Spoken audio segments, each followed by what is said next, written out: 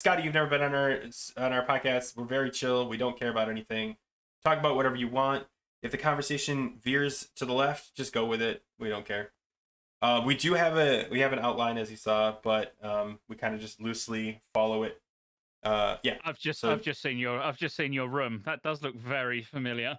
but it's not your room. It's the one from like 2021, I think. Yeah, it's Because my old room. so I was watching a stream. You can't see it. I don't know if you can see it yet, Go, but this background. I was in a podcast, or I was watching you stream, and you were drunk, and you just walked off for 5 minutes. And I snapped a shot of this. I was like, his thing is empty, and I was sent it to my buddy. I was like, this is what I'm watching right now. Like, Scottejay just missing, and I had the image, and I was like, oh, I bet I can find that. And sure enough, this old image of your old setup from at least a year ago, right? The thing I don't believe here is the fact that I was drunk on a podcast. Not on a That's podcast. the thing that It I was don't just believe. stream. It was just Oh, stream. just stream. I was just No, drunk. no.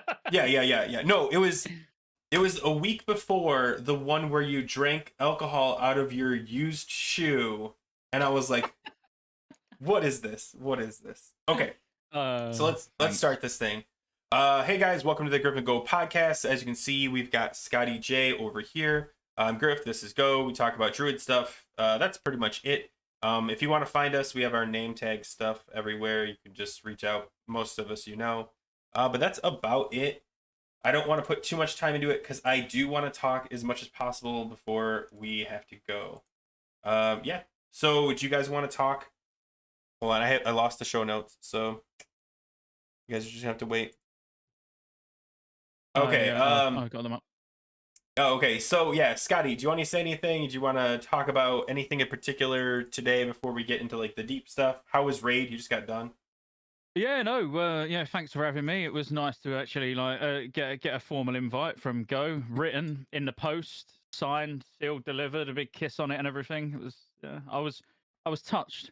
Raid tonight was actually really good. It's speeding up, as in we've got a lot of people. We got like it's a weird situation because we've got like half the guild, let's say, that are ex-private server players and know the bosses inside out, and then we've got another half the guild, which unfortunately is the majority of the ranged, that are not in that situation. So they're still getting comfortable with the fights and that. So yeah, I mean, we've done everything up to we've saved Yogg to do Yogg 0 tomorrow and Algalon. So it was decent, but as I say, it's just a bit slower than what I would ordinarily be used to on private servers. Like 3 hours to get everything done up to Yeah, Algalon. it does I know feel a that's good. Like 3 hours is all clunky. right. Don't get me wrong, but just a bit longer than I'd like. Are you guys now? I noticed Go does this. Are you guys streamlining like boss chain, whatever the closest order you can do? Are you like, okay, we're gonna work on this hard mode, so we're gonna skip these two bosses and we'll come back to it? Like, are you guys just like beelining through whatever you can hit first? Yeah, we just do a very standard, Flame Leviathan, Ignis, Razor Scale, XT, Iron Council. Yeah, just work our way through. We don't do anything special. I noticed though too, though, like it's like 3 hours. Like even if you're like, just slogging along, it's just slow. It's just I don't know. Maybe because I've been running with like some undergeared people, but Jesus, it's just it's tough. We've been skipping Razor Scale and Ignis. So we just do Flame Leviathan, XT, and then we go try out the hard modes we want. And then like last night we had time, so we came back and did the two that we skipped at the front. But yeah, we're just trying to get the prog on the hard modes. And then at the end of the night, if we have time, we'll go back and do those easy ones. Are you hard moded out yet? Go ahead. Mm-hmm. Go, Scotty. No. Go on. No, I was saying, are you burned out on the hard modes? Like not the hard modes, but like the progression of like I watch a lot of people, and it's the same people screwing up the same thing, and it's so frustrating. You saw it back in Nax 40. Like one player can just like slow down. Like, come on, just do the mechanic. And like progression gets frustrating, and like especially I was watching you. You're just like, oh, come on. Iron Council has been one of the ones where it's like, I don't want to say that it's all on the tanks, but it's a lot on our tanks. And not to like talk shit on them, but it's like, well, they'll get one mechanic down one time, and then they don't get the boss Steelbreaker at the end right next to the rune, so then all the melee lose their uptime. We don't meet the DPS check. to get the hard mode down before the Mhm. second tank dies, and yeah, so it's like, how many attempts does it take to? I know the positioning's hard. The boss changes sizes, the hitbox changes, and all that stuff. But it's like this is week 3. Yeah. We still can't get the positioning right on the boss. But it's just it's little stuff. I'm really nitpicky, and it just sometimes irritates me. Yeah. We have a common phrase in the guild, which is just tank's fault. No matter what happens, like I ain't got to be the tank's fault, and it's still the tank's fault.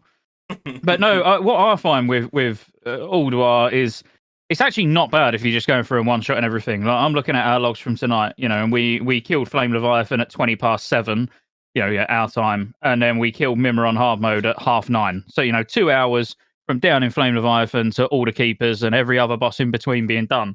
But it's just when you then we wiped, like last week we one shot Iron Council. This week I think we had, I'm just looking now, I think we had like two wipes or something, which don't sound like a lot. But when you're running back, you're buffing, all of that, it's all that added time that I just get frustrated at. Like people in the guild, they just know if we wipe on a boss, they know that's it. Like I'm in a sour mood for the rest of the night because it does just add so much unnecessary time, and especially like Vezax. We wiped tonight on Vezax because of like interrupts, and it's like, come on, like Dude, we got 10 mainly in the group. Like the easiest part of it. I was like, exactly. I thought you were gonna say because we went and we couldn't, But yeah, I was actually just thinking about that as a healer because you're healing now on your holy or on your palette, right? You're healing. Yeah. What's the hard fight? Is it Vezax because of the mana issues, or is it? No, like, what is it? Honestly, this is gonna sound so arrogant, and I don't think any of them are hard. From a healing perspective, like I really don't. Really? Like we 3 heal, we 4 heal tonight, but normally we just 3 heal Vezax. We like even in 10-man hard modes, we solo heal now, like 1 tank, 1 healer, and then just zerg everything. In 25-man, we go down to 3 healers on a lot of fights. On where we had that safety blanket, for the first couple of resets, using like 6 healers on Mimiron, 6 healers on Freya. Now we're doing 5, could get away with 4. It's as people get comfortable with a fight. It's nothing about the healers and the healers getting better geared. It's actually just all about the DPS actually getting comfortable with a fight and taking less damage. Exactly. Yeah. But no, quite honestly, the hardest one to heal 100% would be Algalon. No, as from a holy paladin perspective, and it's just because you feel like you're carrying the healing, which I'm sure healers in the guild won't mind me saying that, because that is genuinely what it feels like. As a holy paladin, if the tanks die, it's on you. Yeah. Is it that much harder? Like, is the scale up to Algalon that much? It's like I see people that are like, yeah, we're going to Algalon tonight, and like, then you hear like, oh, we didn't get it. And you're like, you had a whole night to do Algalon. Is it that hard? Well, you only get an hour, don't you?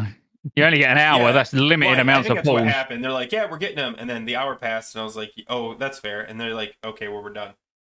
It's just the sheer amount of tank damage. It really is, and trying to find that balance between not getting too many big bangs. So you've got just the right sweet spot amount of healers and what healers you've actually got, and controlling the stars. Which, to be fair, I'm 95% sure we'll kill Algalon tomorrow night. We should have killed it. The reset just gone. As I say, like it should have died last reset, but it will go down this reset.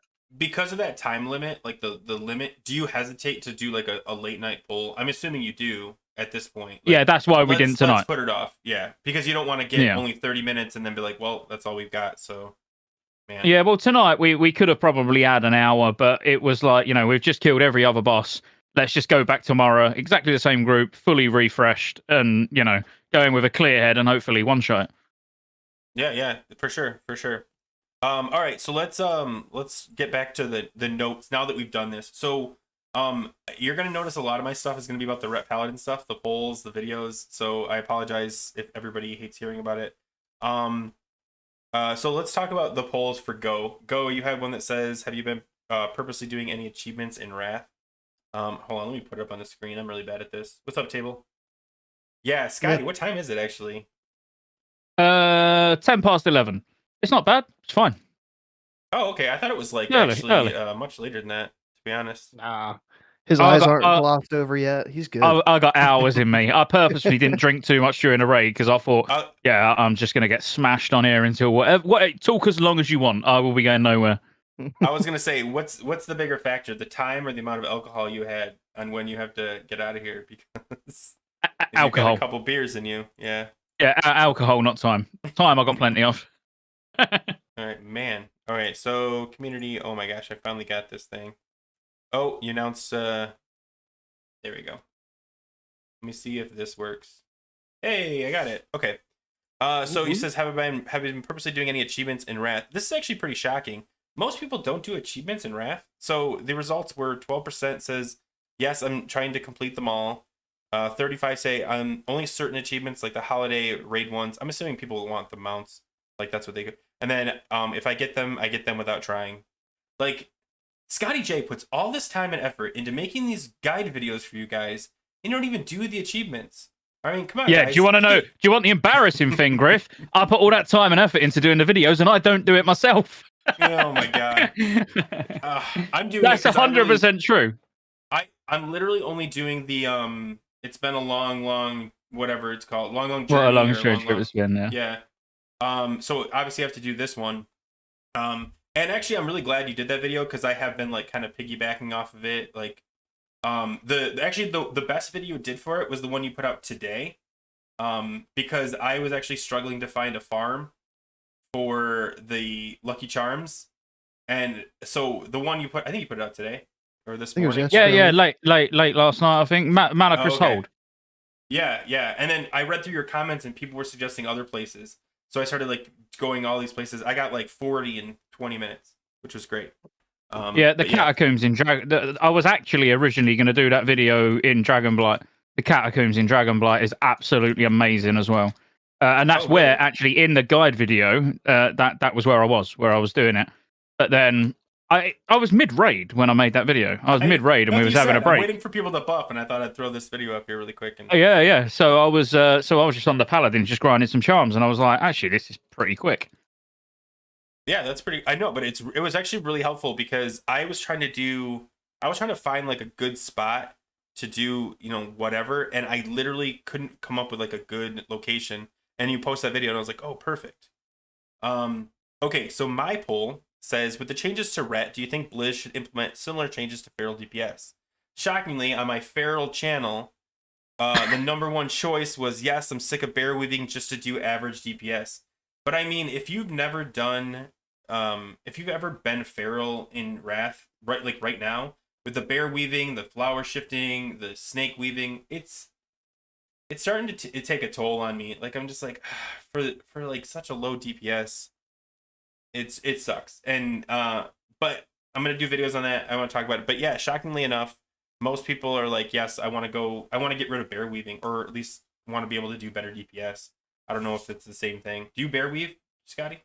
I was just about to say, if you remember, you was on the stream when I was leveling my druid, on Thekel, and I was saying, I'm going to just be straight cat. I'm not going to bear weave. I'm not going to do anything.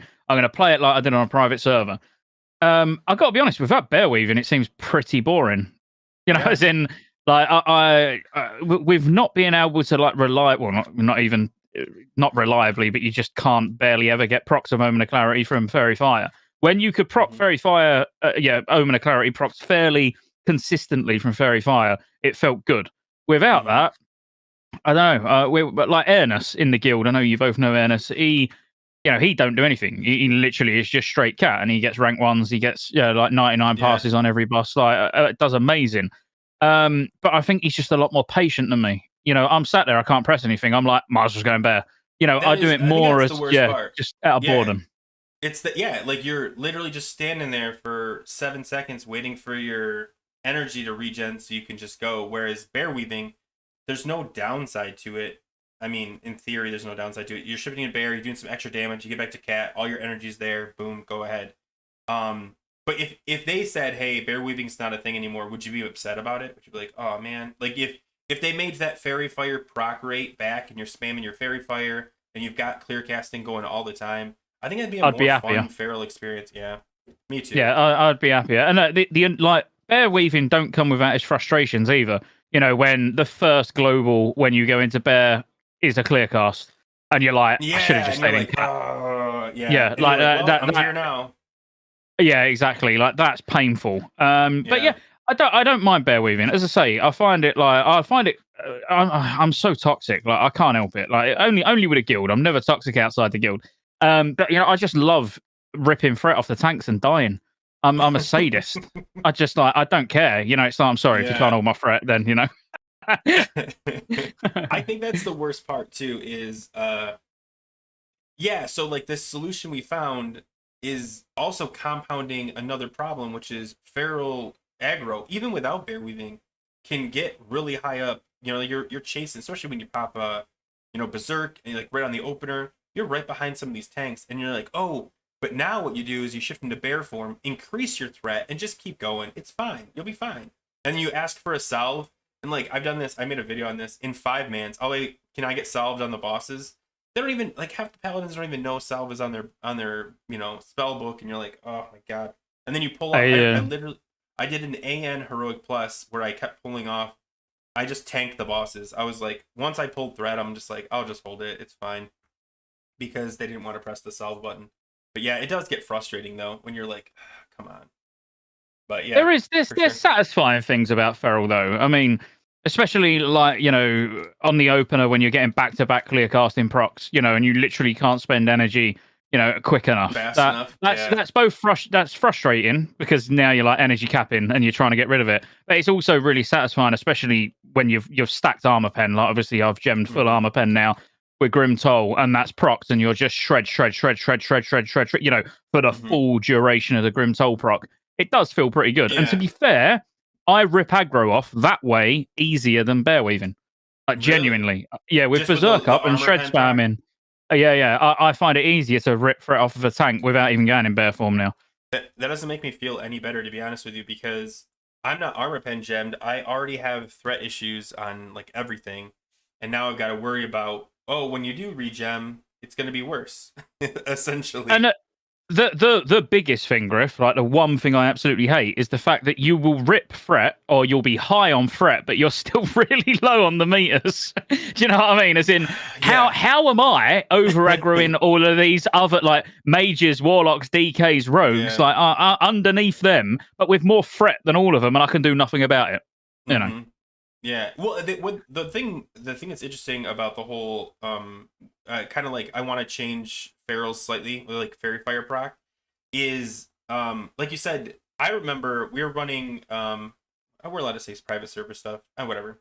We were in a private server together. I was brand new, fresh feral, and you were fully geared feral, and the two of us, you were out DPSing me by I think like 10,000, but when you're doing AoE and you can do the fairy fire proc in between the the clear casting swipes, you just swipe. It's so fulfilling. Like you feel like you are an absolute beast. And when you take that and you jump into Wrath Classic, and you're like, oh, that's not a thing. Like sometimes you'll get some lucky clear casting procs, and you'll see that number jump up for half a second. But I remember we were doing. I think we were in Alduar. I don't remember where we were, but I remember you were fully geared, and you were like. I think it was Alduar. I'm fairly sure it was Alduar. You were 10,000 DPS above me. I was like number 4. I was still I think 20,000. It was so crazy how much damage just by changing the Omen of Clarity proc a little bit to let it fairy fire proc it and other things like that. But yeah, it's just too bad that it's dead. It's dead. Yeah, I think it is just that. It's the energy starvation. It's the, when you play, and like I play a rogue as well. So my characters that I raid on regularly is obviously Paladin, both as Holy and Ret, and Prot if needs be. Feral Druid, nothing else. Don't do anything else on a Druid other than Feral. Why would I? Boomies, forget those guys. Assassination Rogue, and Disc Priest. Now I'm playing a bit on a Disc Priest as well. But when you go from playing an Assassination Rogue to playing like feral, like going back to back from one raid to the other, and you've got the energy regen on a rogue, and then you've got the energy regen on a feral. Yes, you get clear casting procs, and the rogues don't, but they're not reliable. As a rogue, you can be very rotational. Roughly, how much energy you're always going to be getting, what to spend points on. Whereas as a feral, you're more or less just praying. You're like, I really hope I get like a few clear casting procs at the start of the fight, or my opener's scuffed. Yeah, you're literally. We were doing Nax, and I was running with a rogue, and even with the rogues, like we did a big pull, like we did a paladin bubble pull on Spider Wing. We run in, and everyone's just my DPS. I think I hit like 17K, and I was like, yeah. And then the rogue above me was at 31, and I was like, oh my god, that's the most AOE I've done in so long. And they're like, oh, look at this rogue. Like nobody even acknowledged that the feral DPS was number 3, AOE, because this rogue is just like one buttoning way past me. And you're like, well, that's cool. Never mind. I had to call myself And out, like, look at number 3, guys. But then it's threat as well, again, Yeah. which even when swiping, like I do it just for fun, go in and literally swipe. Well, let's say, Rake, Savage Roar, swipe, Tiger's Fury, Berserk, Sapper, swipe, Yeah. and do 25, 30k DPS. But by the time Berserk runs out, I'm dead because my Yeah. threat's just Berserk. ridiculous compared to a rogue who can vanish Who can or tricks well, on the pull or, Yeah.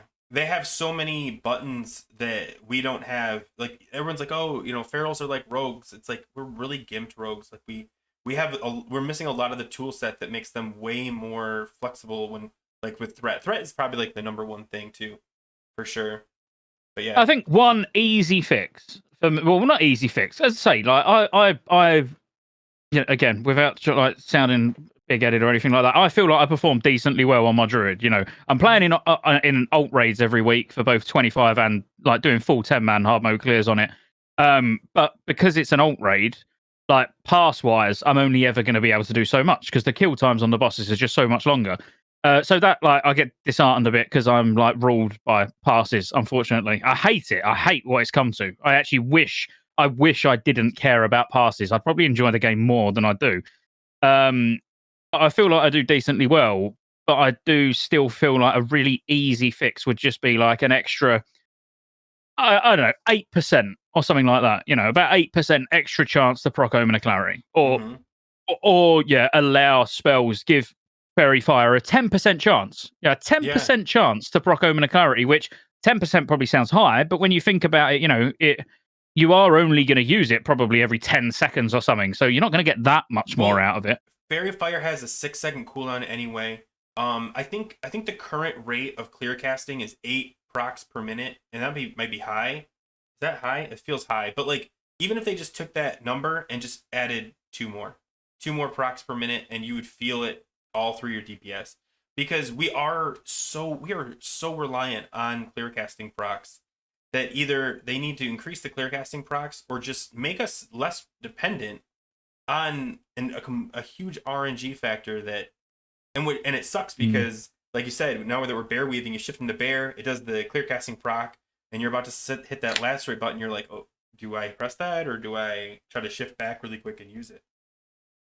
Is 8 ppm low? Yeah. Okay, well that's good to know. Sorry, reading it's more than comments. our free Starfire procs that we get with our tier 8 4-piece. Ours is like 2 procs per minute. Well, if we just wait, insect swarm guys. one target. I'm going to have at least 5 suggestions on how to improve feral druids for the developers, and I'm going to be like, fix any of these. We don't care. Do it. If you do it to Reds, give us the chance. And I'm going to add some really boomy stuff ranty. in there too. I'll give you some notes on what to change for boomy. Boomies are in the best position of all druid specs, and I don't know if that's a good thing or a bad thing. Like I was talking to someone about it, and they're like, "Yeah, boomies are a good spec." But if you look at any caster heavy, like caster beneficial fight, boomies are at the bottom of all the casters. Like there's, you've got your warlocks, shadow priests, benefit way better from like the Vesics buffs and things like that, and they creep up above boomkins. Like boomkins are still high, but they're the bottom of the caster for certain fights, just because I don't know, they don't benefit as well, or maybe they're just second tier and they don't get the buffs. We just need to change. We run 3. We run 3 boomies in our 25 man. Oh yeah, we only had one last night. It was weird. Table, I'll bring that up towards the end because I actually want to talk about a bunch of them on this podcast. We were coming up on my Discord. We were coming up with what could Blizzard implement similar to what they did with Hand of Reckoning, where they make a glyph that would just kind of slightly modify a spell that would make it a little bit better. Like Fairy Fire now procs Omen of Clarity would be like a simple one. I also said like I called it, I think, Bleeding Bite, where Ferocious Bite would refresh your rip maybe once, That's what they've allowing you. done. That's what they do Yeah, in Kata. yeah, That literally that would be my suggestion. I was literally yeah. about to say that before you said it. That for me would be literally the fix. So you only apply rip once, and then you can start ferocious biting. Can leave everything else the same. Well, because how often do you press that Ferocious Bite button right now in raid? Maybe twice per boss. Maybe, and it's usually execute. You know, like a 5% left. You're like, okay, or a really high clear casting procced berserk where you're like, oh, I'm just way over. I can go ahead and fit one in here. But yeah, Yeah. yeah, for sure. It's just it needs to be used. I think that'd be a good fix. I don't know. We'll come up with some. I promise. And everyone can yell at me for them being bad. Okay, so let's talk about some videos. So in case you don't know, Scotty, we just go over what videos we made this week. Luckily, you pump out videos like every day, so you're gonna pretty much dominate in this category. So let's go with Go first. You had 650 gold per hour in Thorm hard mode. Yeah, I always like doing gold per hour farms, and just because the comments, it's funny. Like there's two of them, and it's just like let me find them real quick. It's always no. You're doing. There's a better one. There's always a better one. Hey man, you're doing the wrong one. This one's better. I love that. Oh yeah. Oh, thanks, you've ruined my farm. That's what I get. Mine was 1K gold is like $3 US. It's like, Oh and then yeah. the other one was like 650 gold per hour. I can just buy 3K gold for 10 minutes online. What's the point? Man, It's like, like why did I mean, they even point. click on the video? Like, I they're mean, not wrong though. They're not wrong. buy your Like that's the gold. problem. Yeah. Yeah, buy your gold. Buy Stay your away from my gold, gold leave me farming alone. videos. Yeah. You should just make a video that says how to whatever, and then show yourself buying gold. Yeah, And then be like, so "See, guys?" the guild have tried daring me to do it. So I was going to do it last week, and I even started recording it. And I was like, I'm going to get so much shit for this because I was going to label it as like 5K gold per hour, craziest farm, and then it's literally Guaranteed. me. It's me just sat here looking at my phone, and then it will be like zoom in on my phone screen, and I'm on G2G ordering 5K to be delivered to my paladin. And I was like, no, I can't. No. I really want to because it'd be funny, but there's no sense of humor on YouTube, unfortunately. Well, Scotty, I don't know if you still do it because I haven't noticed it. But remember, you used to do those like really elaborate openers on your videos. Like you do like just the weirdest stuff. Yeah, That would be yeah. a really good like what can I make a video on? And you're like buying gold and you're like, and then you're like, never mind, I'm not gonna Yeah. So something have like it as that. a long intro to a video. Yeah, it's a good idea. Yeah. It's a good idea. Yeah. I might do that. Yeah, because you got to be really careful because like Blizzard might actually come after you if you like even talk about, oh, you can buy gold super easily. It would be classed as promoting it. Yeah, that's the problem. Yeah. That is But a real thing. And then go ahead. Well, Go yeah, ahead, go. We'll let you I talk. made that video just in case I end up buying our second Valnir in our GDKP.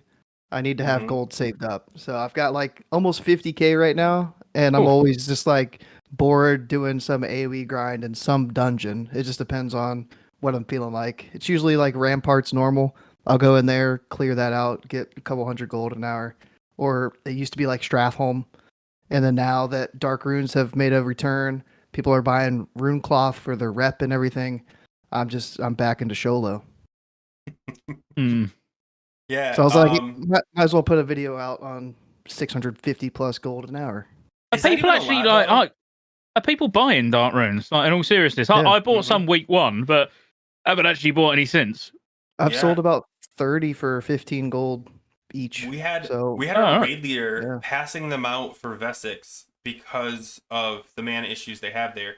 And they're paying like 20 gold a pop per Dark Rune on our server. So yeah, there's still a farm. Oh, But good to know. Yeah. What about Thorum hard mode? How'd that go for you? Go. It was weird. Like I did the first couple bosses. I did like the Siege of Oldemar video, like boomy boss tips. I did the Antechamber, which is the next like 3 bosses. I don't remember all of them off the top of my head. The second one was like Ariaya, Kolagarn, something. But yeah, I like those were like multiple bosses in one video. Those did pretty well. And then like I did Thorin by itself, and people were just like, like fuck that video. We're not to hard mode yet, man. Chill out. Calm down. I mean, to be fair, a lot of people are still staying away from hard mode, even 3 weeks in. which I guess isn't too shocking, but still. But yeah, I only had one video. I already talked about it. I rant about how ferals need to get blizzed so we can get a bonus. I don't want to go into it too much because it does sound a little ranty, but I will be making follow-up videos on, because this was just like, here's why I think we need to talk about boosting feral DPS, and then the next ones are going to be suggestions on how to do that. And apparently from, I don't know if you heard this, but the reason they changed Ret Paladins is because a streamer that streamed Ret reached out to a developer and said, here's a suggestion. He made a whole video on how they could make a glyph called Glyph of Reckoning. And then like 2 weeks later, they're like, hey, we're introducing this change. And it was like verbatim what this guy had asked for. And I was like, oh, I mean, this is all, someone told me this. And I was like, is that true? I don't follow Ret Paladins. I don't know. But I can so now I can add I'm to gonna that. I'm gonna be that Ret Paladin and do the same thing. Let me hop on the conspiracy theory hype train here. I'm I sure heard it's all that made up. it was a streamer that is now on the development team. Really? Oh, really? Yeah. See, I don't know if this is true, but I love the gossip of it. Like, Yeah, ooh, I know, me fires too. you up. Fires you up. I haven't heard it. I mean, it's I all know none of this gossip. unsubstantiated gossip. I want to say. But yeah. So yeah, I talk about the Ret stuff. You keep an eye out because I will be making more videos about it. Scotty, the generator of videos. You have a video on how to farm the Lucky Charms. You had a video on the faction change thing. I don't know if you guys know, you can now change factions. I don't know the reaction to that. Did you get a lot of comments on it? Like, was it? Yeah, great. I haven't even. I've literally been so busy. I haven't even read them. Like, quite honestly, yeah. There was a video that was up for about 2 hours that I unlisted as well, which was about how you can race change. But Blizzard literally must have saw the video and then reworded everything on their website, because it said even on RAF Classic you would only have a 3-day cooldown. So I put a video out that you can faction change, wait 3 days, and then faction change back, and now you can change race. But then literally within about 2 hours of posting the video, I got a message with a screenshot of Blizzard's website showing that they changed it and said, no, it's 30 days for RAF, 3 days for retail, so I took it down. Do you think you have that Sarth swagger that if you put anything out, Blizzard's watching it, and because like as soon as Sarth posts a video on like a cool cheese, it's fixed the same day. Do you think you have that kind of like leverage with Blizzard that they're watching all your videos and they're like, oh god, let's fix that really quick? I mean, I know they are. Oh, really? Yeah, and obviously I talked to the community manager. Yeah, I know she watches them all. So. Oh man, yeah. I'm trying to stay under the radar. That's why I'm keeping my community smaller. That's why, guys. That's why I'm trying to. That's the only reason I'm a bit more careful about what I talk about now. Obviously, when you think like a year ago, all I'd be talking like I'd put private server reviews out and shit. But I don't really do that anymore because I know they do see it, and I don't want to lose out on beta and stuff like that going forward. So I do have to be a little bit more careful. Do they ever like say stuff to you like, "Hey, we saw that video, don't do that," or anything like that, or is it just more of a never? No, never. That's too bad. I was kind of curious, just like because Sarth, it seems like he has a one-on-one relationship. Like every time he posts a video, that same day there's a blue post letting them know. They might as well just say, "Hey, we saw Sarth's video, and here's the fix for it." And I was just curious, if, like they let you guys know, like, "Hey, we saw your video, we're looking into it or not," but I guess not. So.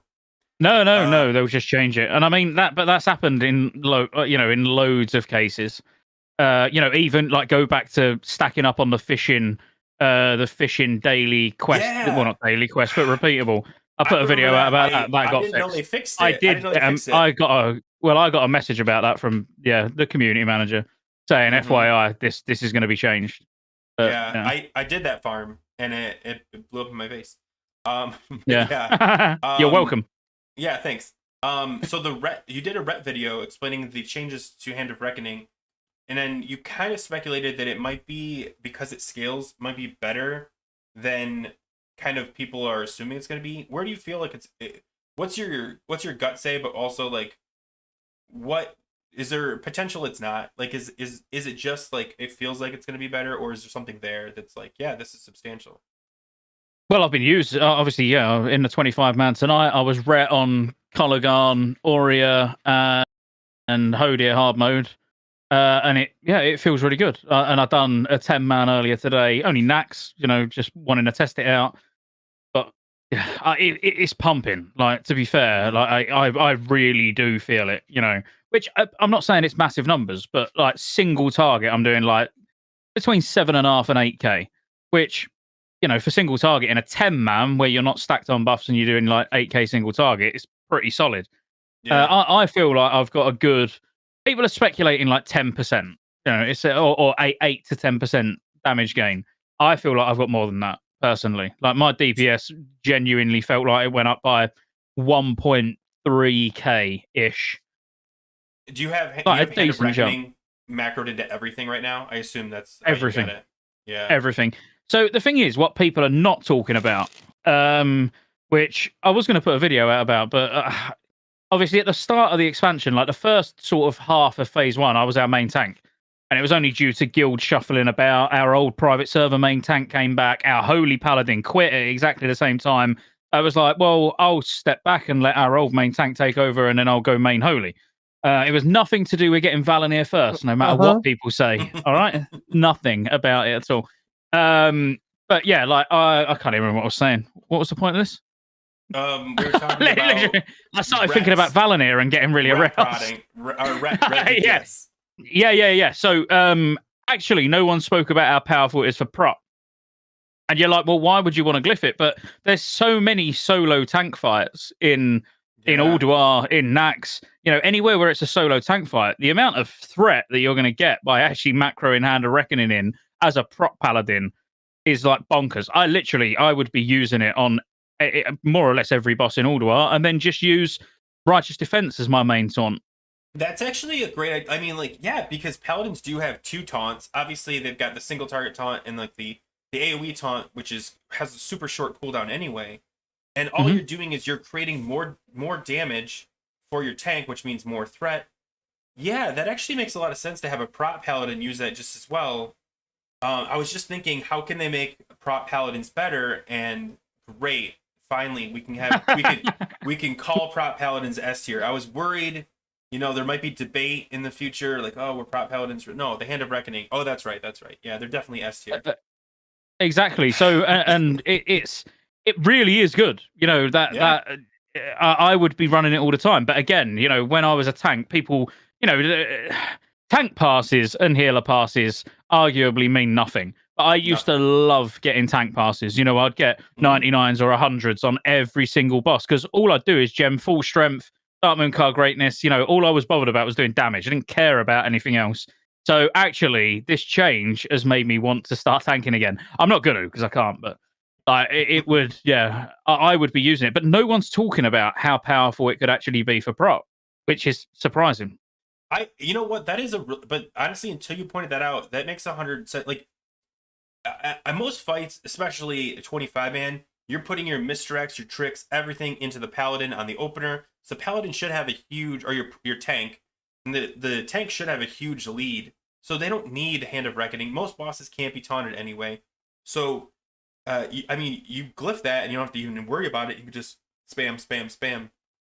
But if you think about it, let's say 10-man, yeah? Ulduar 10-man. There's 2 fights where you need a second tank. Thorim, that's it. Actually, I'm going to say 1, because you don't even need a second tank on Iron Council. We solo tank everything, including Thorim, and just use a tanky DPS in a tunnel. But let's say you was going to 2-tank Thorim. There's no other targets to taunt. So you'd be absolutely fine still keeping Hand of Reckoning glyph and using Righteous Defense as your primary taunt when you tank swap. Yeah. Because it's not going to affect anything else. Honestly, even if you're 2-tanking it, even if you're 2-tanking it, the Righteous Defense is still good enough to be in time for the cycle of taunts if you're 2-taunting it. Yeah. So Hand of Reckoning is just the cherry on top that you have in case, I don't know, you get bored and want to press a different button that day. But yeah, like, that's interesting that nobody's talking about the fact that Hand of Reckoning glyph can benefit the tank, the prot tank, the S tier tank. Yeah. Well, in the comments as well, Dark, you don't even need a second tank for Algalon. You can 1-tank in 10-man. You can 1-tank 1-heal Algalon 10-man. So yeah, arguably you could just use a prop paladin all the way through Ulduar 10 with that glyph, and it'd be everyone's just focusing on rep. Just want to throw prot some love. Wait until we find out a way to make it work for Holy. Holy spam Reckoning somehow is a huge healing. I don't know how it would, but yeah, we'll see. Well, I know. I mean, but that is free damage. It's off the Yeah. GCD, so why not? Like macro genuinely, into why not? You're healing, and it's just hitting the boss. I mean, you're still DPSing. That's a good point. It's free damage. Because it's not in the GCD. As long as you've got the boss targeted, you can literally heal. I mean, depending on how you're healing. I'm a mouse over healer myself, so it works great for me. Yeah, but like if you're a Holy Paladin, target the boss, Hand of Reckoning bound into every single spell, and it'll just start spitting at the boss whenever you get a chance. Exactly. It's the only downside is it scales with attack power. So for Holy, it's going to do fairly shit damage. Yeah. But but still, it's free damage for nothing if you can spare that glyph slot. I just need to nip to the toilet. I'll only be a sec. Oh yeah, no problem. Yeah, I think that's really interesting though, because the one thing that I take away from the ret change is, like I've made the argument, they have the best healer in the game with Holy Paladin, and they have the best tank in the game with Prot Paladin. And yes, I know ret is probably the worst DPS, or at least towards the bottom. But man, like you now have just given another tool to the S tier tanks that I'm not complaining, because again, I don't care. Good for them, and you can't give ferals a slight increase in Omen of Clarity. That's all I'm saying. Man, Go, you have been quiet. You guys are bouncing off each other, talking all this pally stuff. I am cool with it. Dude, I'm chilling, dude. I mean, because I gotta tell you, chilling. when the Ret Paladin announcement came out, I was like, you know what? I'm gonna take a week to like calm down and like because I was like, why are we not getting a buff? And I was like, I'm gonna take a week to calm. And all it did was in that week, I just got more and more fired up. And then I'll tell you, and I said it before the stream, Scottejayes made the video showing the Ret Paladin rotation changes. Like he was demonstrating it, like I think on an alternative server, and he was doing the rotations and stuff. And I was like, okay, that's it, I'm done. And that's why I made that video, because like I had another video ready to go out, and I was like, nope, I need to talk about this, because I was so fired up. And like you could tell, I'm still very like not fired, like not angry, but just like, come on, like we can get this done. Yeah. Pally Tank here, 100% you Glyph next 10 man. Yeah, man. I mean, and Scottejayes makes a really good point. DPS parses matter. Tank parses and healing parses don't. But if you're a tank, you can't not look at that. You can't. You can't not glance at the parse list and be like, oh, that was a 99 as a tank. And like, you know what your priority is? Not dying and holding threat. But there is no parse for those. So you use the list you have and you're like, yeah, I'm a top. And you're right, Kubaba. Everyone's going to be glyphing that. Every paladin's going to probably glyph that and just put it into every macro they've got and just spam the buttons. Thing is, I used to out DPS our Ret Paladin prop. Like literally, yeah, like in all through Nax. It would be close. It'd be close on single target between me as prot and our Ret. So you can see why Ret has got a buff. They needed a little something. But they've opened a can of worms, that's the thing. They'd have been better off leaving everything as it was, not doing the DK change, not doing the Ret change, and just being like, look, this is how it is. Because now they should really look at tuning everything. Do you find it funny that when they first announced like the Wrath stuff, they actually explicitly talked about paladins as an example. They said, we know Ret Paladins aren't going to be great, but they have alternative choices. They can play Prot, which is a really good tank, and they can play Holy, which is a really good tank. We're not going to go and change Ret Paladins. They said that like in the interviews. They said, we're not going to touch Ret Paladins. And the only class they touched were Ret Paladins. And it just... So back before Wrath launched, I think it was during the beta when I'd done an interview with Chris from Blizzard. I said, like, do you have any plans on tuning coefficients of spells throughout the phases, blah, blah, like you do in retail? And he said no. But I feel like that absolutely, and the way Classic works now, and it's so independent of retail, and I almost feel, and it's played so differently to what it was back in the day. We're all so much more 100%. knowledgeable. I think it should. You know, like when we talk about like bringing in these elaborate changes, like a new glyph, yeah, for the rep paladins, or make it like bring him forward the tier 12, no tier 13, feral two Mhm. set to refresh rip with ferocious bite. All that's great, but wouldn't it just be easier just to add an extra 13% extra attack power gain for rip? Yeah. An extra 11, but like just tune things Like just to right. try and make Balance it. everything playable. Yeah, like to Mhm. me, that's sort of a no-brainer. And they've got the data. Like they don't even need the data from their own game. They've got the data on Warcraft logs. You know what I mean? Yeah. They've literally They they can can they can get everything they need. And the thing is, Warcraft logs, I think, is much more robust when it comes to looking at it. Like, hey, let's look at the 99th percentile, see what the coefficients are doing, how can we tweak them, and like get a very granular fix to like, hey, it needs to be 6.8% to be brought up at a top tier to the whatever. And you're right, like I guess I want to know what their philosophy is on some changes. Like they're like, oh, we're like, I really like the heroic plus change. I've said it many times. I think it was a cool idea. I definitely think we're already outgeared for most of it, so we can now run through it already. But it's a cool idea, and I've went over like why they can't do Mythic plus, 10, 20, whatever. I don't know if you've ever talked about that, but like they don't have the gear for it. They don't have in the new versions. They have generated gear. It's not like specific pieces. Here they have specific pieces. They can't just make gear up. So they only have so much gear to place. So Heroic Plus is just 10-man gear from Nax and stuff like that. And I think that's a really cool solution to kind of like a boredom problem. But where is the line when it comes to like, hey, these aren't balanced, and we can balance it, but we're not doing it because, and like, what is that? What's the answer to that? We're not balancing it because we can't be bothered, and that's how it was back in the day, even though it weren't.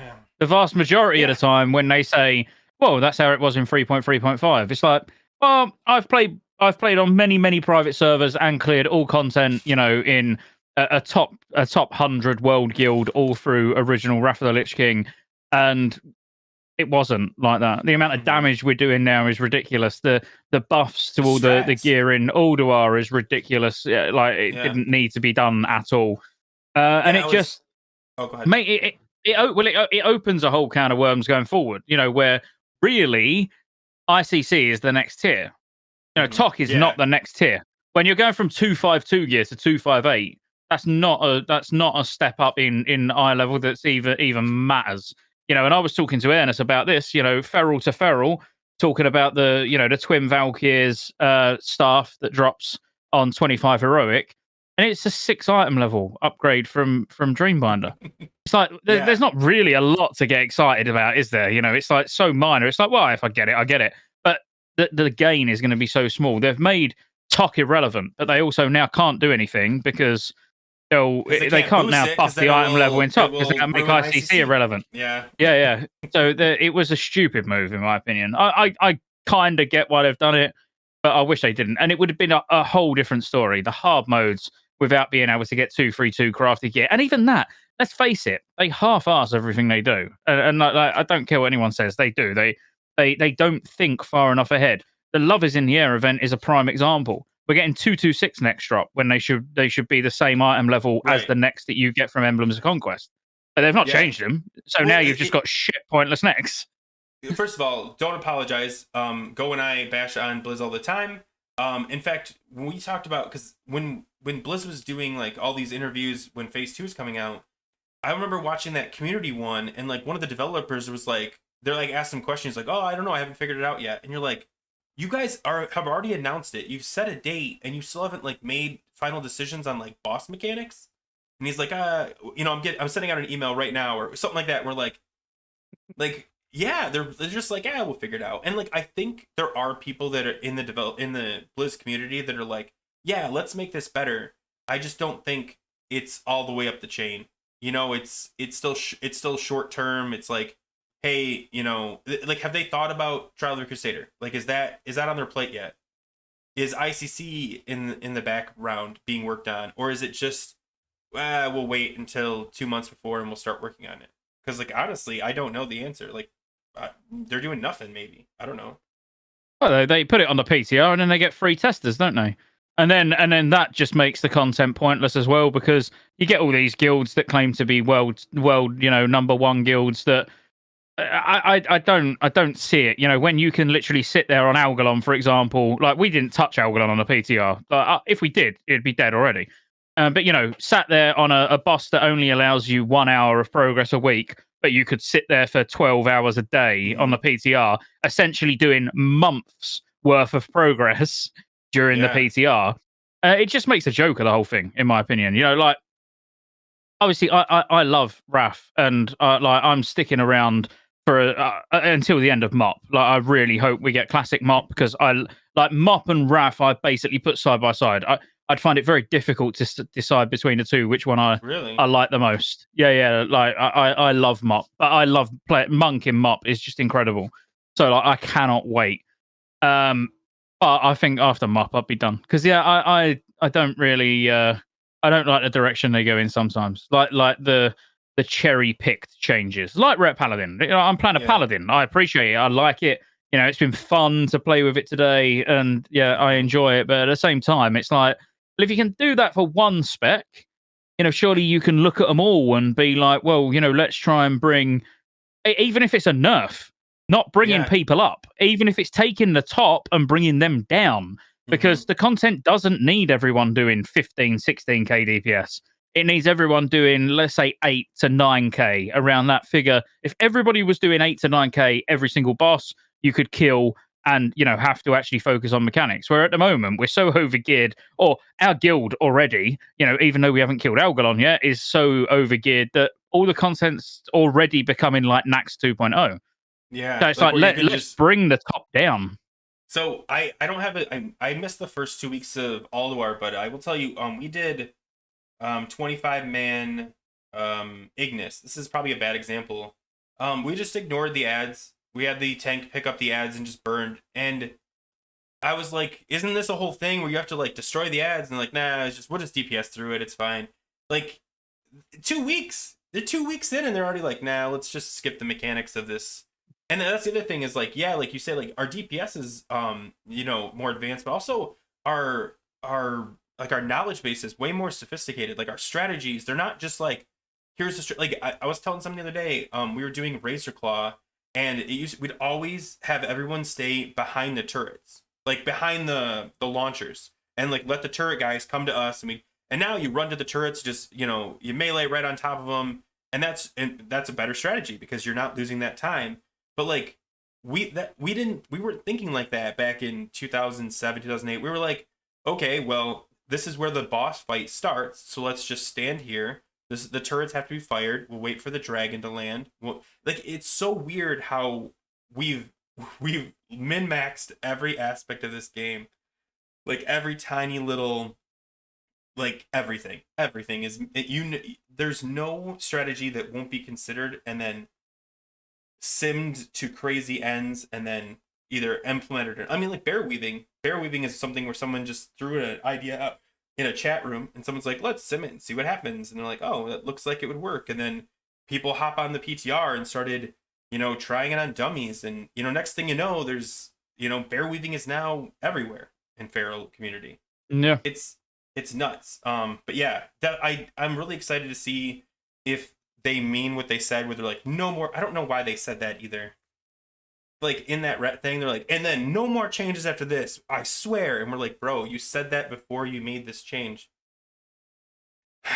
They said that again? And why does it have to be the last one? Yeah. Like, why aren't we open to balancing? Yeah. Anyway, sorry about the rant, guys. You also did a video on Love is in the Air. The full guide. If anyone's trying to do Love is in the Air, Scottejayes got a guide, and the proto Drake for Glory of the Raider, right? Yeah, probably. Yeah. Yeah, you're like, I don't know, I just churn them out. Probably done that at some point. Yeah. Are you editing your own videos still, or are you having someone else do it? No. It's my brother edits all my videos now. I edit the occasional one if it's like a news post that needs to be done quick, I do Mhm. it. But yeah, otherwise he does it. Just I've been churning 'em really out. lazy. I'll be honest with you. I'm sort of like, I feel like I'm just coasting to Cataclysm now. You know, as Oh, in like, really? I'm putting a few videos out a week, but I'm not like stressing about it. Do you It think is what it is. do you think you burned yourself out with all the pre-Wrath content, or do you think you were so hyped for Wrath and it's just like it's okay? No, I'm loving it. But that's the thing. Okay. I don't want to make. I don't really want to make videos because I just want to be playing. You want to Like play? that, yeah, like that's why I've not been streaming much because I'm always on Discord with the boys doing alt runs, doing whatever. But we're always doing something that like I just want to play the game. So no, I absolutely feel like it's the right way. You know, as in I'll do the same around June, July time. I'll start putting kata videos out. Okay. You know, and then So I'll you get like all the kata videos done, and then I can sit and play the game and enjoy it rather than. But let's face it, there's nothing to talk about, is there? You know, other than these sort of things where there's changes that Blizzard are doing, like how many gold farm videos can I do? How many, are a cheese strategy for this boss that's been known about on private servers for the last 10 years, but Mhm. like classic people get their hands on it and all of a sudden think it's new. You know, like I just can't be asked for all that That's me. shit. You know, like I honestly, Yeah. it's just I'll put videos out that I think are either going to be helpful, or funny, or yeah. But Yeah. as I say, I'm still going to aim at getting a few videos done a week. Mhm. Ultimately, I get really excited about the stuff where I learn. You know, I like Yeah. that's when I'm passionate about a video is when I'm getting something out of it as well. So like Kata, it's been a long time since I played Kata. Obviously, we're playing on the new private server.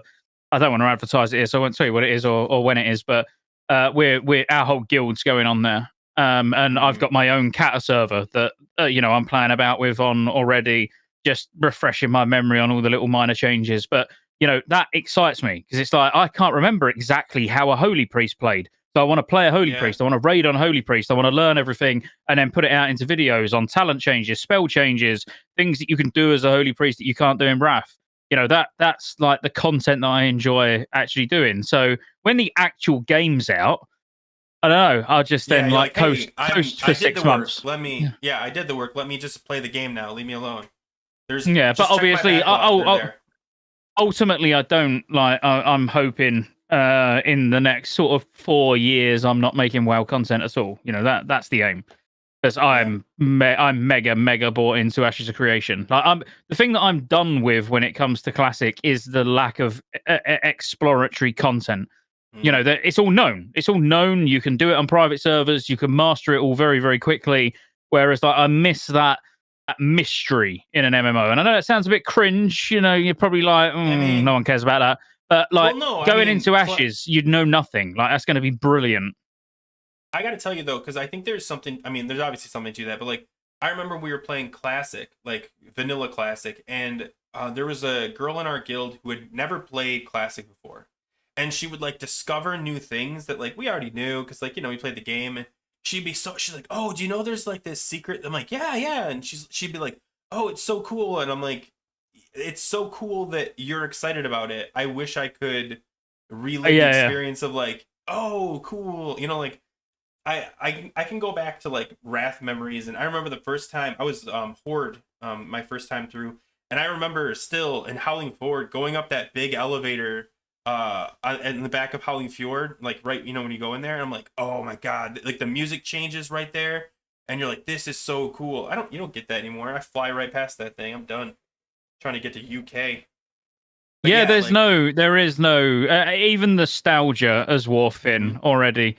Like the first couple of weeks of Classic in 2019, hearing the Iron Forge music again, spending so much time around yeah, Iron Forge. Like I know it sounds a bit sad, but that was amazing because I was like, oh man, I remember being stood here in full tier 1, back in original, and it was it was nostalgic, but it then soon passed because then mhm, passing on Warcraft logs took over, and everything like Rhett. To be fair, like the changes that they made or they're making that they've made, whatever, is like largely unnecessary because bosses are dying. Guilds can clear the content, and you can clear the content with a Rep Paladin, but we're so driven by, I need to be doing as much damage as mhm, someone else. We're so driven on balance when actually in an MMO, it's kind of nice to not have balance. It should be about fun. And in my opinion, Brett Paladin is one of the most fun specs to play. And I've played them all.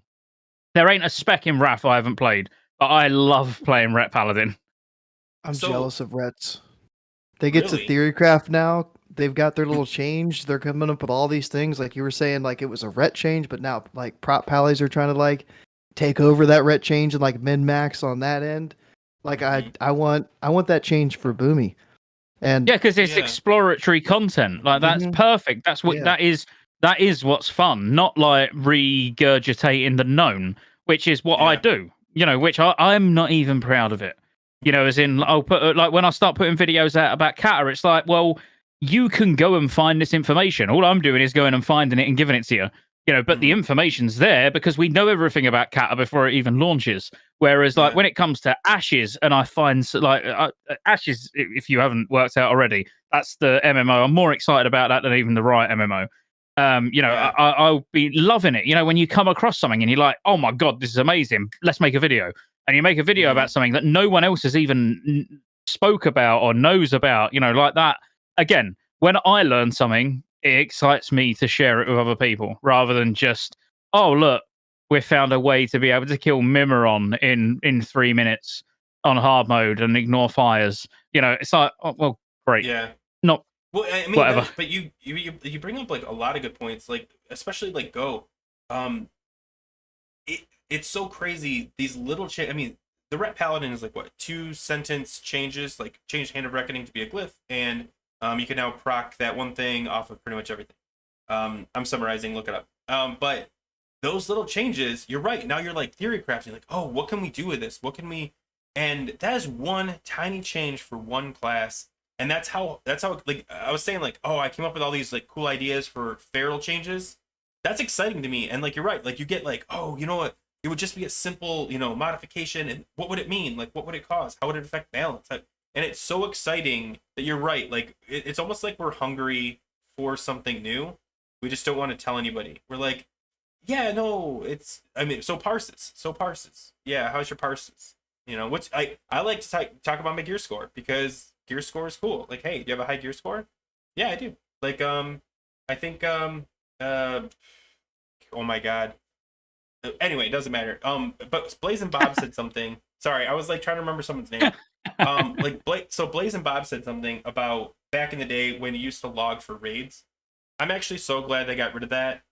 But that is a good point. Like, remember when we used to like log out for like 5 days at a time because of the Darkmoon Fair buff, and we wanted to. yeah. I don't miss that. I don't know. Exploratory does sound good, but the problem is the closer and closer we get to retail, the more and more memory I have, like a better memory I have of like Cataclysm. I remember a lot of the raid instances really well. Like Wrath was like the last one where I was like, I don't really like. I remember ICC pretty well, and I'm really looking forward to not remembering them. Like all the Yeah. bosses. Like I know all the bosses. I know there's no corner I'm gonna turn around where I'm gonna be like, oh, what is this? And that's too bad. And that does suck. So like Ashes of Creation is probably like that escape for you from just the same thing. Like you know who you're gonna fight at the end of this expansion. Yeah, but the other thing, like what you just said there, is like the perfect reason for let's assume like we're getting Cataclassic. Like I'm Yeah, we are. 99% sure we're getting Cataclassic. But let's say we didn't, and we went back to vanilla, but they've got the classes, all the abilities are there, and I'm not saying exactly the same as Ascension. If anyone's played Ascension, where it's like you can be a feral druid with slice and dice, you can get Frost Nova. It's all the abilities. It's more like a car. You collect the abilities if you like, and then you're trying to roll for a decent ability that is going to fit in a spec. But if they'd done something a bit mental where it was like all of vanilla, but with like really tuned classes where every spec, maybe it's the talent trees are the size of Kata. Because remember, when it got to Kata, they got shrunk, but they took the useless shit out. So they didn't get shrunk down to like a choice of 3 across each row, like what happens in MOP. But they're just smaller. They're basically level 60 talent trees. So you could technically have the Kata talent trees in vanilla. So we're doing Molten Core, we're doing Blackwing Lair, but we've got Worgans, we've got goblins, we've got blood elves, Draenei. All of the classes are actually balanced for level 85, but with level 60 talent trees where you get a point, a point every level. Something like that, where now it's like, oh my god, like no one's got a clue. No one knows what the best rogue spec's going to be. No one knows how that spec is going to interact with getting, Perdition's Blade or whatever it was called. How it's going to interact with getting 8-piece tier 1. It would be like completely unexplored territory, and it could be some specs are completely overpowered, some are complete shit. But we would get to explore that and work it out throughout the expansion rather than being able to go on a private server and know it all straight away. Well, so I want to take it, like, I agree, that's 100%, like, I think everyone's been saying, why don't they do something like that? The other half of that is, and it's something like I've just tipped my toe into, I know you've done, and I know Go's done, it's, how come they haven't done, like, hardcore? Because hardcore is also kind of a fresh take on classic, where, if you guys don't know, if you die, you delete, and they can automate that. They could build, like, a hardcore server where if you die, you delete. And the great thing about hardcore is everyone levels up slightly differently. Everyone tries different things, and they don't care how good your parses are. They don't care, if you can pull 10 mobs at a time or you can pull one at a time. It's getting to 60. And I think that is a new experience. Like me, Go, I don't know if I told you, I started hardcore on Wrath. I made it to level 6 and I died. Then I made it. I'm not done. I made it to level 8 on a warlock, and then I died. And now I'm on a rogue. This is all the same day, right? But I'm having a fun time, like, learning, because I don't play warlock. I pick classes I don't play very often. Warlock, rogue, and warrior. And it is a new experience, and even the play style, I played different. I'm more hesitant. I'm looking around, I'm constantly checking. It's not, hey, how hard can I parse? How hard can I blow up this guy? It's, hey, if I pull this guy, what happens if I accidentally tag? Like, where am I running to? The reason I died on the warlock, which was, I was having so much fun, I might go back to warlock, was I pulled a named mob, and I couldn't run away. I was like, I need to know if he's gonna drop something good. And I had pulled him with another mob, and I was fearing, and he was at like 5%, I was at 5%, I got hit. But like, that was fun. It's the same game, but it's a completely different way to play, and it forces you to play in a completely different way, play a different style of the game.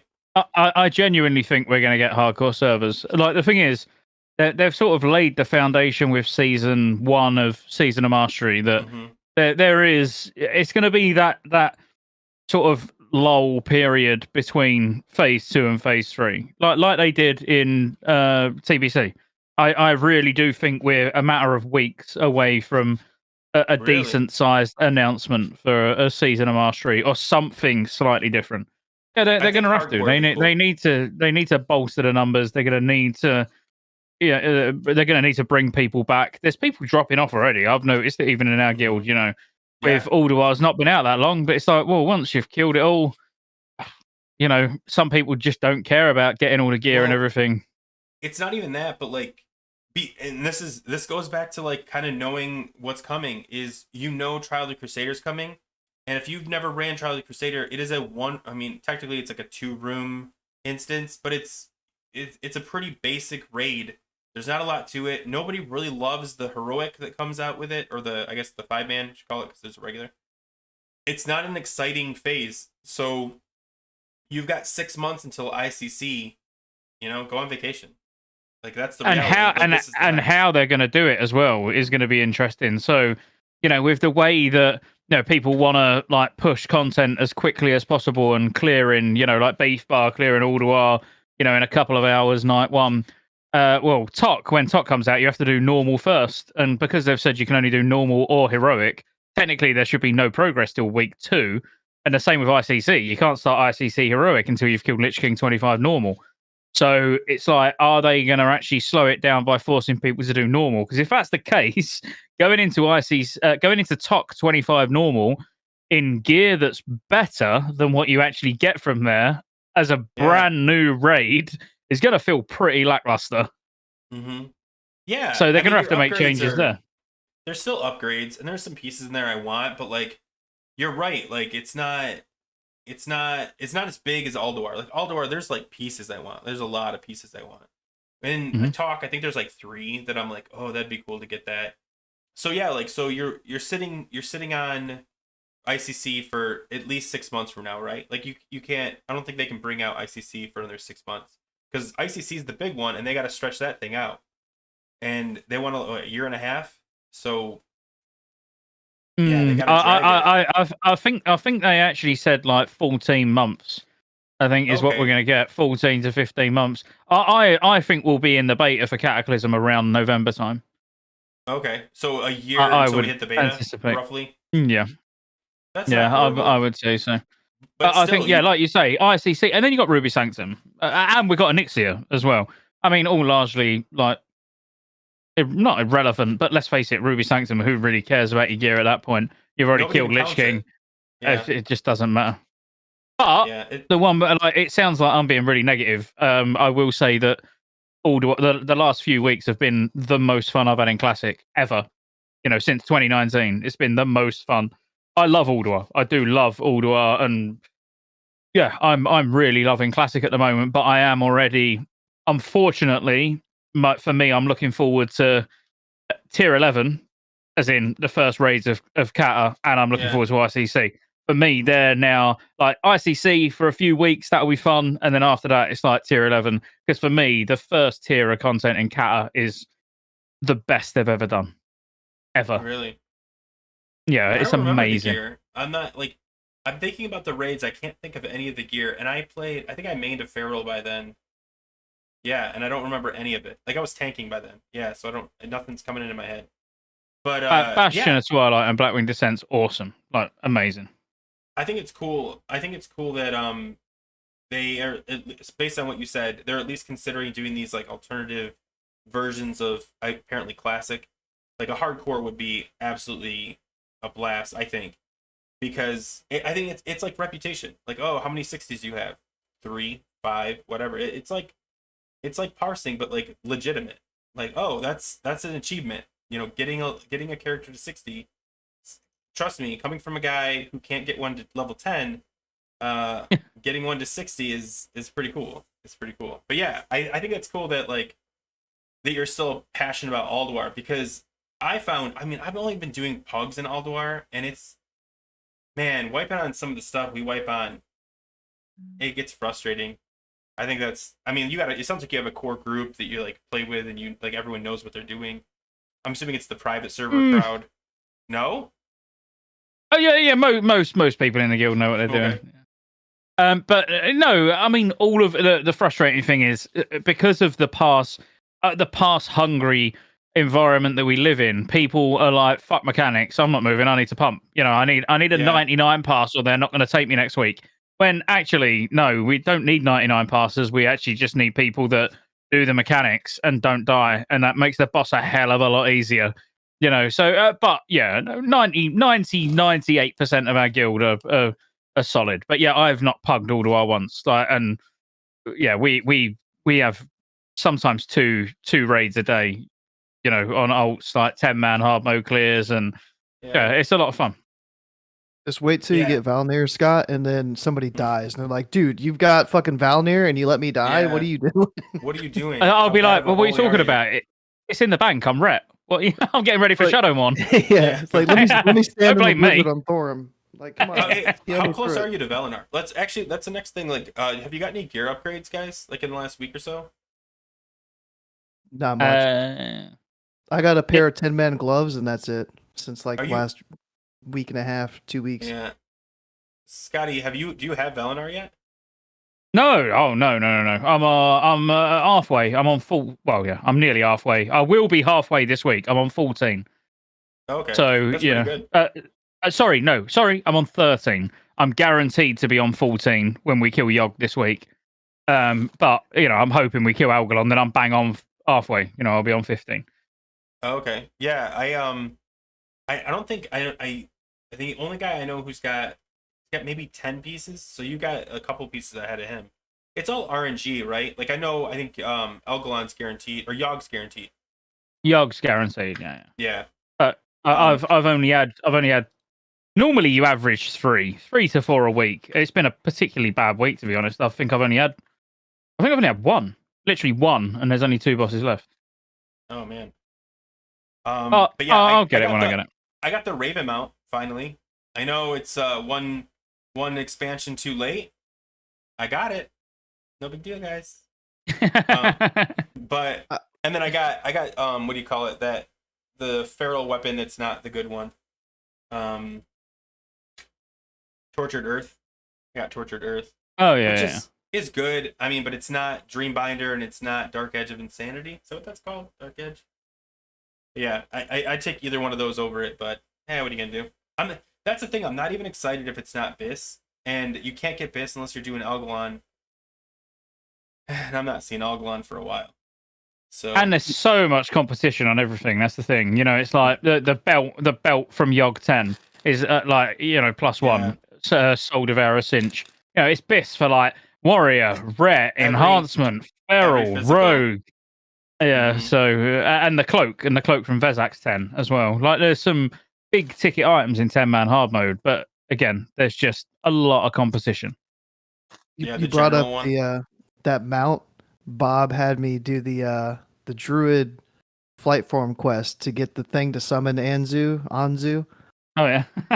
And like last week, I was looking at both of you guys' videos that you guys both did for like the Druid flight form quest to try to like get through that. It still takes over an hour to do. I was not expecting that. But yeah, Blazing Bob's trying to. Done that. He's trying to do the mount runs, so I was trying to help him out. Ooh, two Yogg belts. That's rough. I haven't even seen the belt. Have you seen the belt? I've got the belt. Yeah. Oh, I haven't even seen it. I've got the belt and I've got the Vezax cape. Just a weird flex.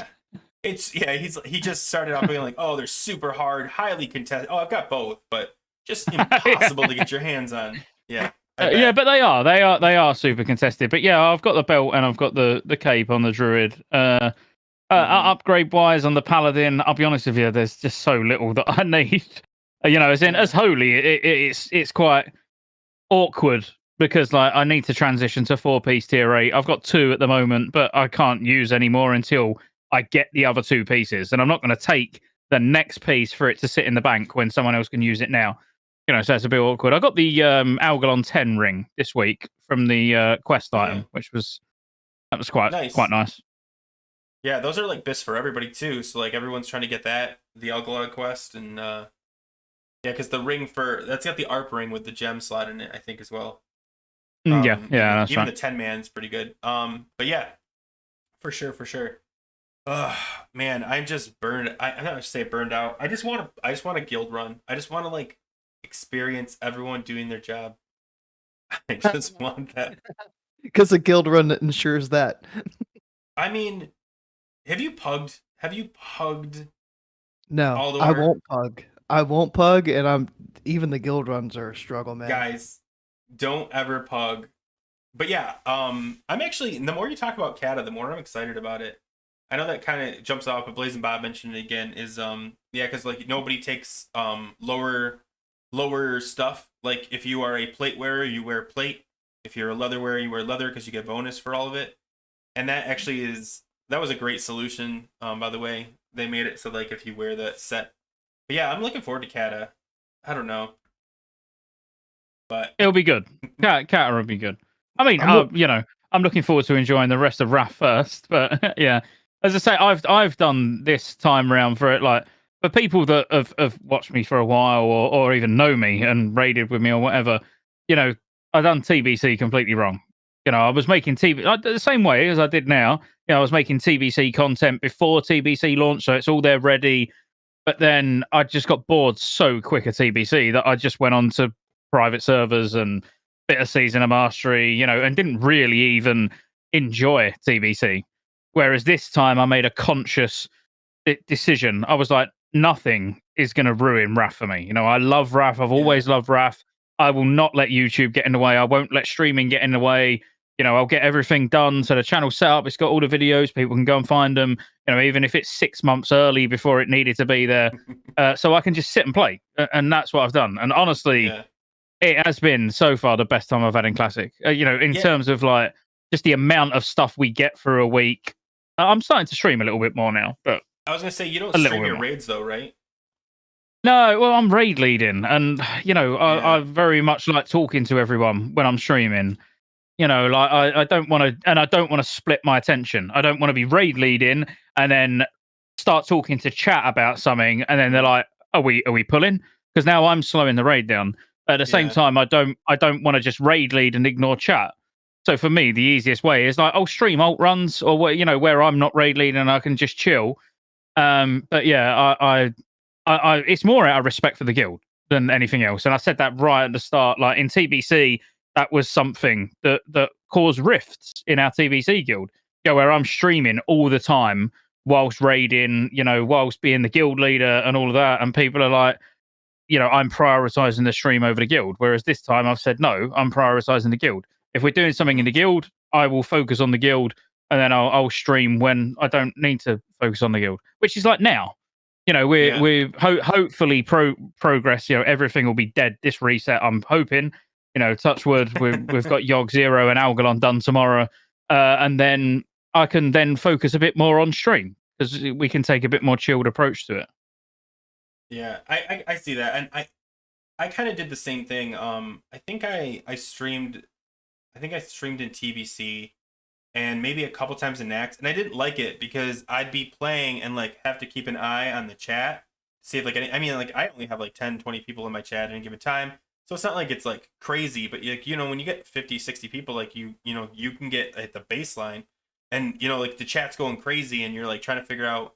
It pulls your focus away from even just the basic thing of like, hey, we pulled, oh okay, and I hate that. Like, so I But record it now. removes you from the guild. That's the Yeah. thing. It's like it removes you from the guild because it's like now I'm just the streamer. I'm streaming it. Like it's you're not there for the chats after the raid. Where you sat there and then you start maybe playing other games or doing other things. You lose all of that actual like community. And Yeah. I don't want to I love the guild that much, the guild community that we've got going on, that I would rather sacrifice money, because ultimately I stream for money. That's what I stream for. I don't stream for fun. Although I sometimes have fun, have a few beers and that, but I would rather be like, whatever, I'll lose some money and actually enjoy playing the game, which again, that's where I went wrong in TBC because I prioritize money, not fun. It's been hard for me to like raid and stream at the same time sometimes too. Like I won't get my food buff. I'll forget to I'll think that I clicked on the little fish feast, but I really didn't. And then it's like, okay, pool timer's up, and I'm like, oh well, there goes my food buff. Damn it! Like I guess I wasn't ready.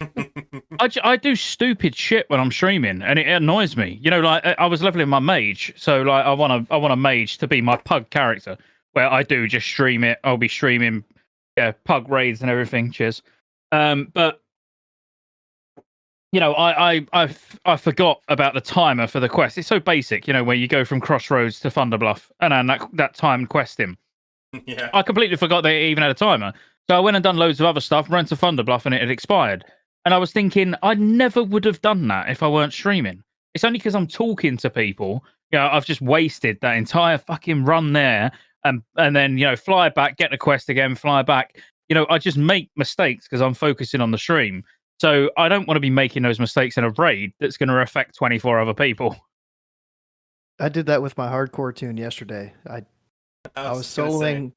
soloing RFC, and there's like 5 quests for RFC for Horde, and I had done 4 of them, and I needed to kill like 1 extra mob at the beginning that I didn't get at the start, and I was clearing back towards the front of the dungeon, and if I wasn't streaming, I would have taken my time. I wouldn't have cared, but I had like just run out of water, so I'm not going to sit on stream and regen 3 minutes to get my whole mana bar. Did So you like, die? oh yeah, I died.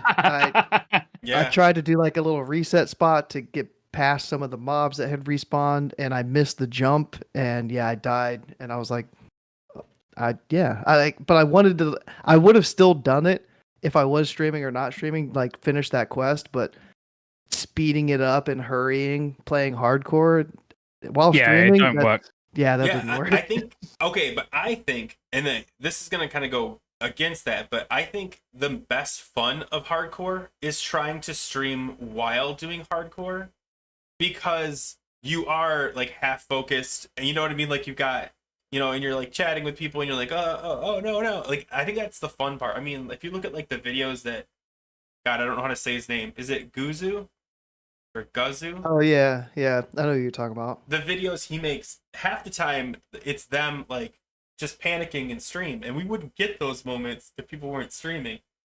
Like he's always like, yep, they panicked, and that's all I'm afraid to do. I'm afraid to like panic. I'm like, no, I'll stay calm. Best part of hardcore as a viewer was Scott getting bored and then drunk trying to 2-man dead mine.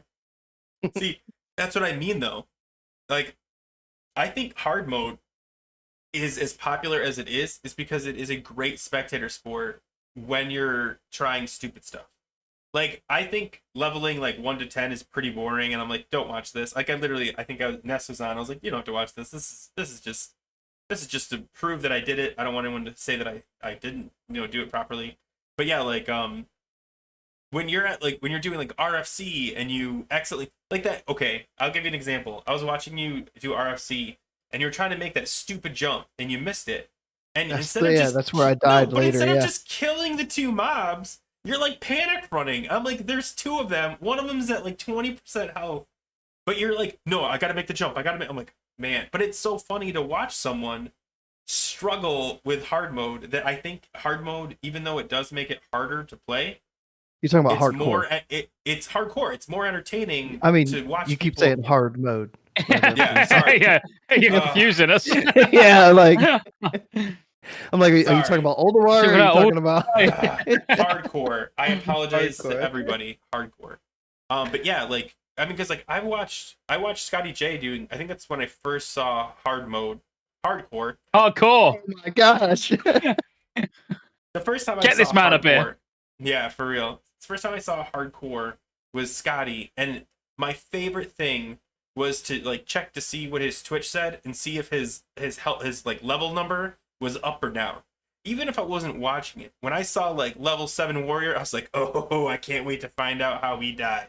And I'd hop in and be like, what happened? He'd be like, I AFK'd in a dungeon, and or I went too deep in a cave. And sometimes it's stupid. Sometimes someone clipped it and it's hilarious. Like Scottejayes, he's pretty chill, but at the same time, his reactions can be like, he doesn't panic, but he's got that, oh, we've done it, brother. Or what's your thing to say? Oh, we've done it now. We've done it now. Oh. And it's fun to watch. My warrior death was legendary. I took 3 other people out with me. We went in Scarlet Monastery Cathedral. I think it was 38, and I charged in and pulled 2 packs, and everyone died. That's what I mean, though. Like, that's a story. And, like, hardcore would not be entertaining if nobody saw it. And it would not be entertaining if all that happened was you rezzed and kept going. Yeah, like, absolutely. It needs the stream, and it needs the limitations. I think hardcore. Sorry, I got to think about it every time. I can hear myself. Yep, you got it that time. Yeah, I think hardcore is amazing. Yeah. The Table Slam has his like niche. He's got his caves only. I'm trying to do like solo dungeons, but mine's in Wrath of the Lich King. His is in Classic Era. So like I feel like I'm not really going to be streaming like my leveling stuff, but if I go into a dungeon and solo a dungeon, then that's when I'll turn on the hardcore stream. Hardcore. Okay. Hardcore, yeah. Hardcore. Yeah, I did do Wrath hardcore, but I really want to try like real hardcore where it's true classic hardcore, or at least Season of Mastery hardcore. Because Wrath is kind of easy. Like you can get to level 8 really quick. That's what I'm trying to solo. My problem with it is what you do next. That's the like I like I like hardcore, and like I enjoyed when I was doing it last year or whenever it was. But you get to like 60, and it's like, oh, what now? I get attached to my character. Then I'm like, I want to go and raid. I want to go and do something. But you do it on a classic era server, and there's not that much to go and do. Well, now they have like the hardcore raiding stuff. I mean, I don't know how long it's been around for, but like I watch these guys doing like 5-man dungeons at level 60, and they still like, I guess it's untethered, but so like if one person dies, not everyone has to delete. But they still do like you die, you delete at level 60 in like just the dumbest dungeons. The one I watched the other day, they were doing BRD.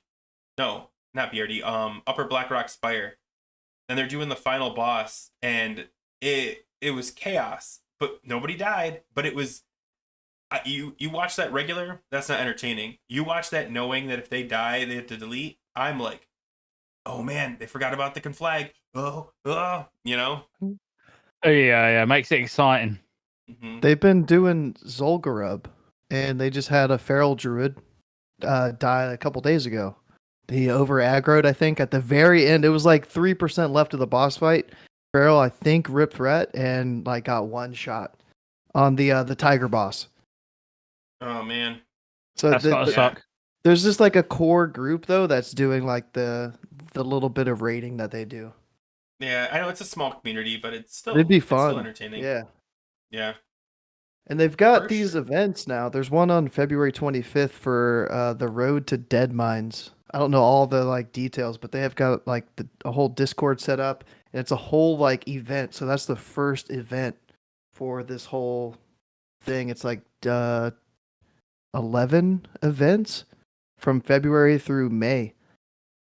I thought they did that, the Road to Dead Mines already. They did Wailing Caverns and then they did RFC. And those were Oh. like I separate, might even like, get catch involved. I groups. might get involved in Road to Dead Mines. I like Dead Mines anyway, so that would actually be quite fun. Yeah, I genuinely might actually get involved in that one. I think Dead Uh, Mines is in the wrong level. Is that weird to say? Like, it's In Qatar, it's in the right level. Let's keep plugging Qatar.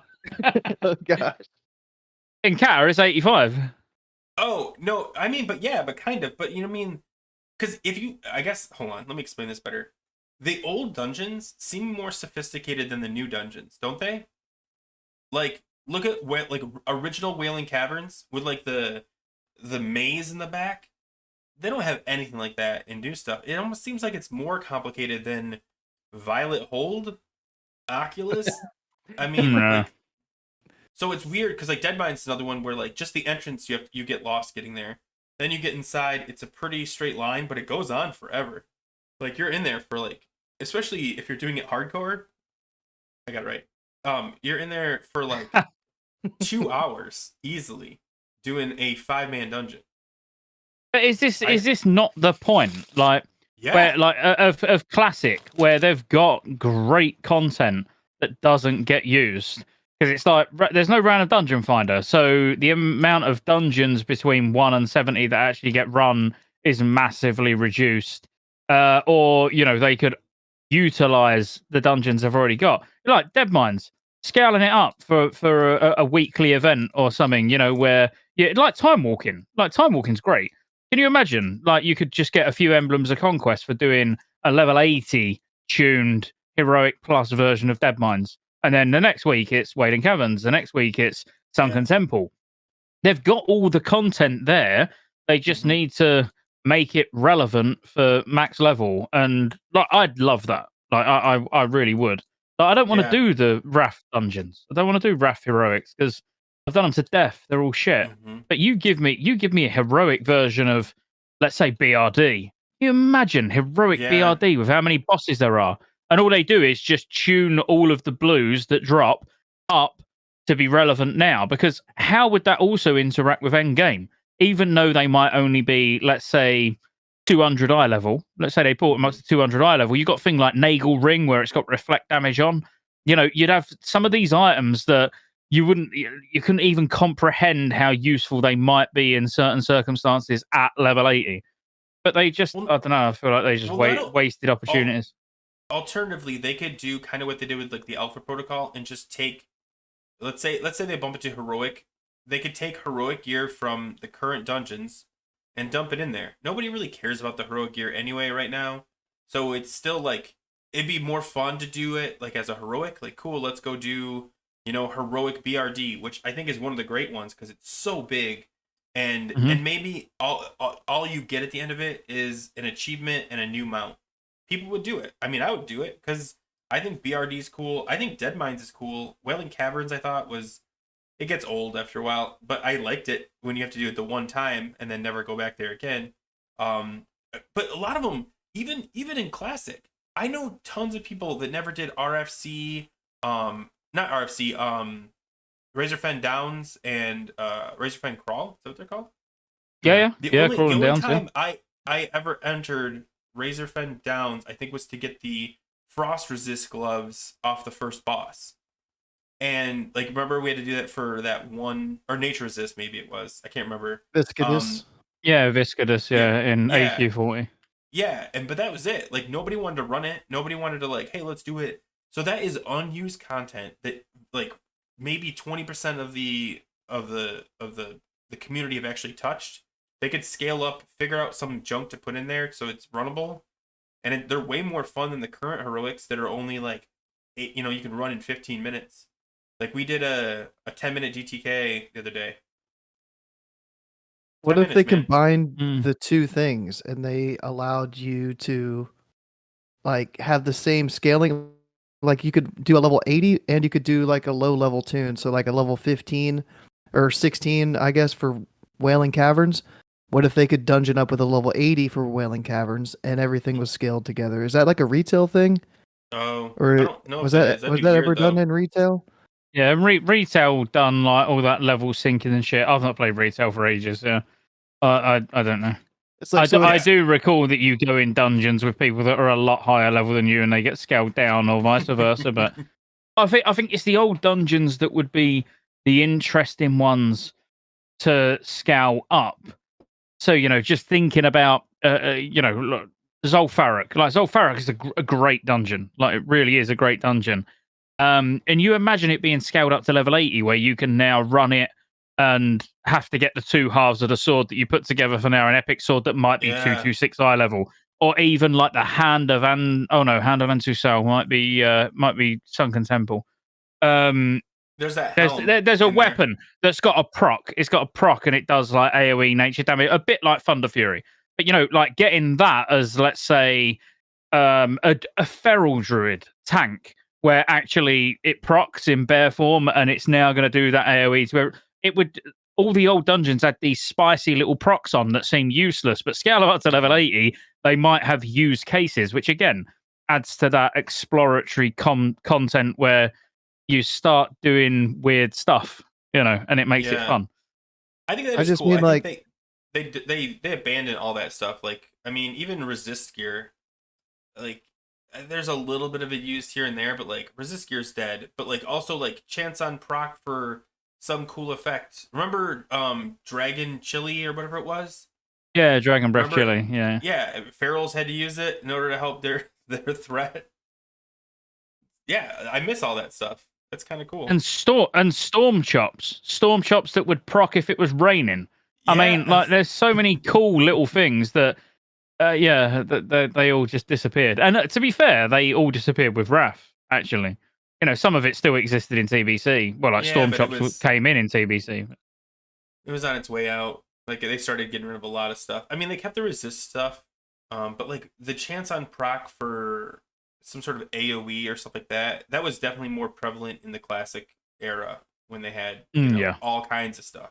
I mean, like if you think of like any kind of cool thing, it usually came from classic, like the stopwatch, Skull of Gul'dan, like all that stuff was classic, and it's gone. They don't do that stuff anymore.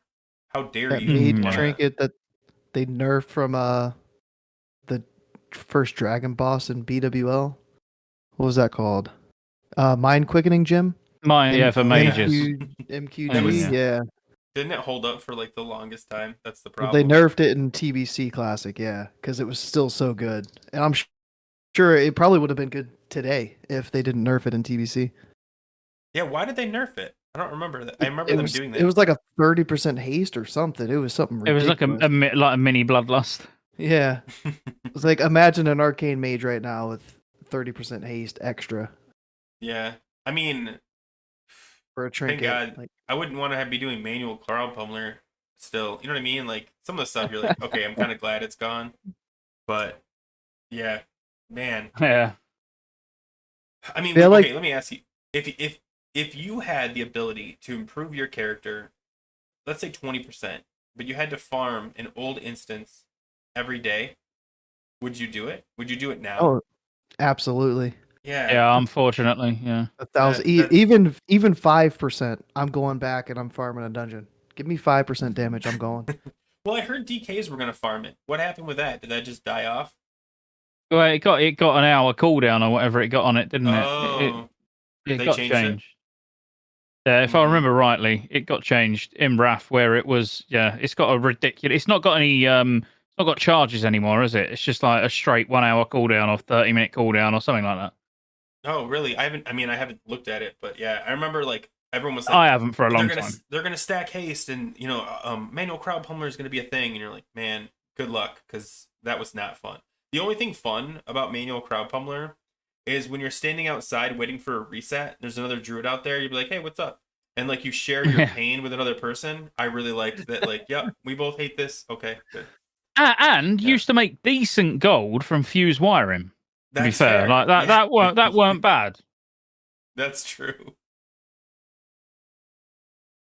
It was used on pre-pull for army, but worked out that using army during the pull was better. I hate army. Must be the only one to say that. Is it a shorter list on what fights you can use army on than you can't use it on? I mean, they use it on anything. I've never I, seen I anybody hear it hold all the back time. army. People are like, dude, don't use army on this pool. Come on, like stop. Any And then we'll boss go that's do the tauntable. pool. Any boss that's tauntable shouldn't use What was army, it? and they do. Coligarn? You don't use With the it ads, for Coligarn, yeah, right? we do now, Yeah. just because it's actually a lot of fun just to run in and nuke the chest. That's what we've done tonight. Gosh. Just Yeah, literally and just that's, pop everything and nuke the chest with cleave in the arms. we do that too. I mean, it's just whatever, just burn it down. And that's the thing, like that. But that goes back to what Scotty says. We're already at the point where like, the mechanics are just a thing we think about. It's not a thing we do. You know, just Yeah. don't die. That's the reality of it. Oh man, that's too bad. Well, But Trial of the Crusaders it coming up. is fun though. It is fun to try to do as squeeze out as much damage as you can. But as I say, it ruins the MMO aspect where everything is all about who's going to do the most damage. We take the people that do the most damage. We stack the classes that do the most damage. It's not actually really about.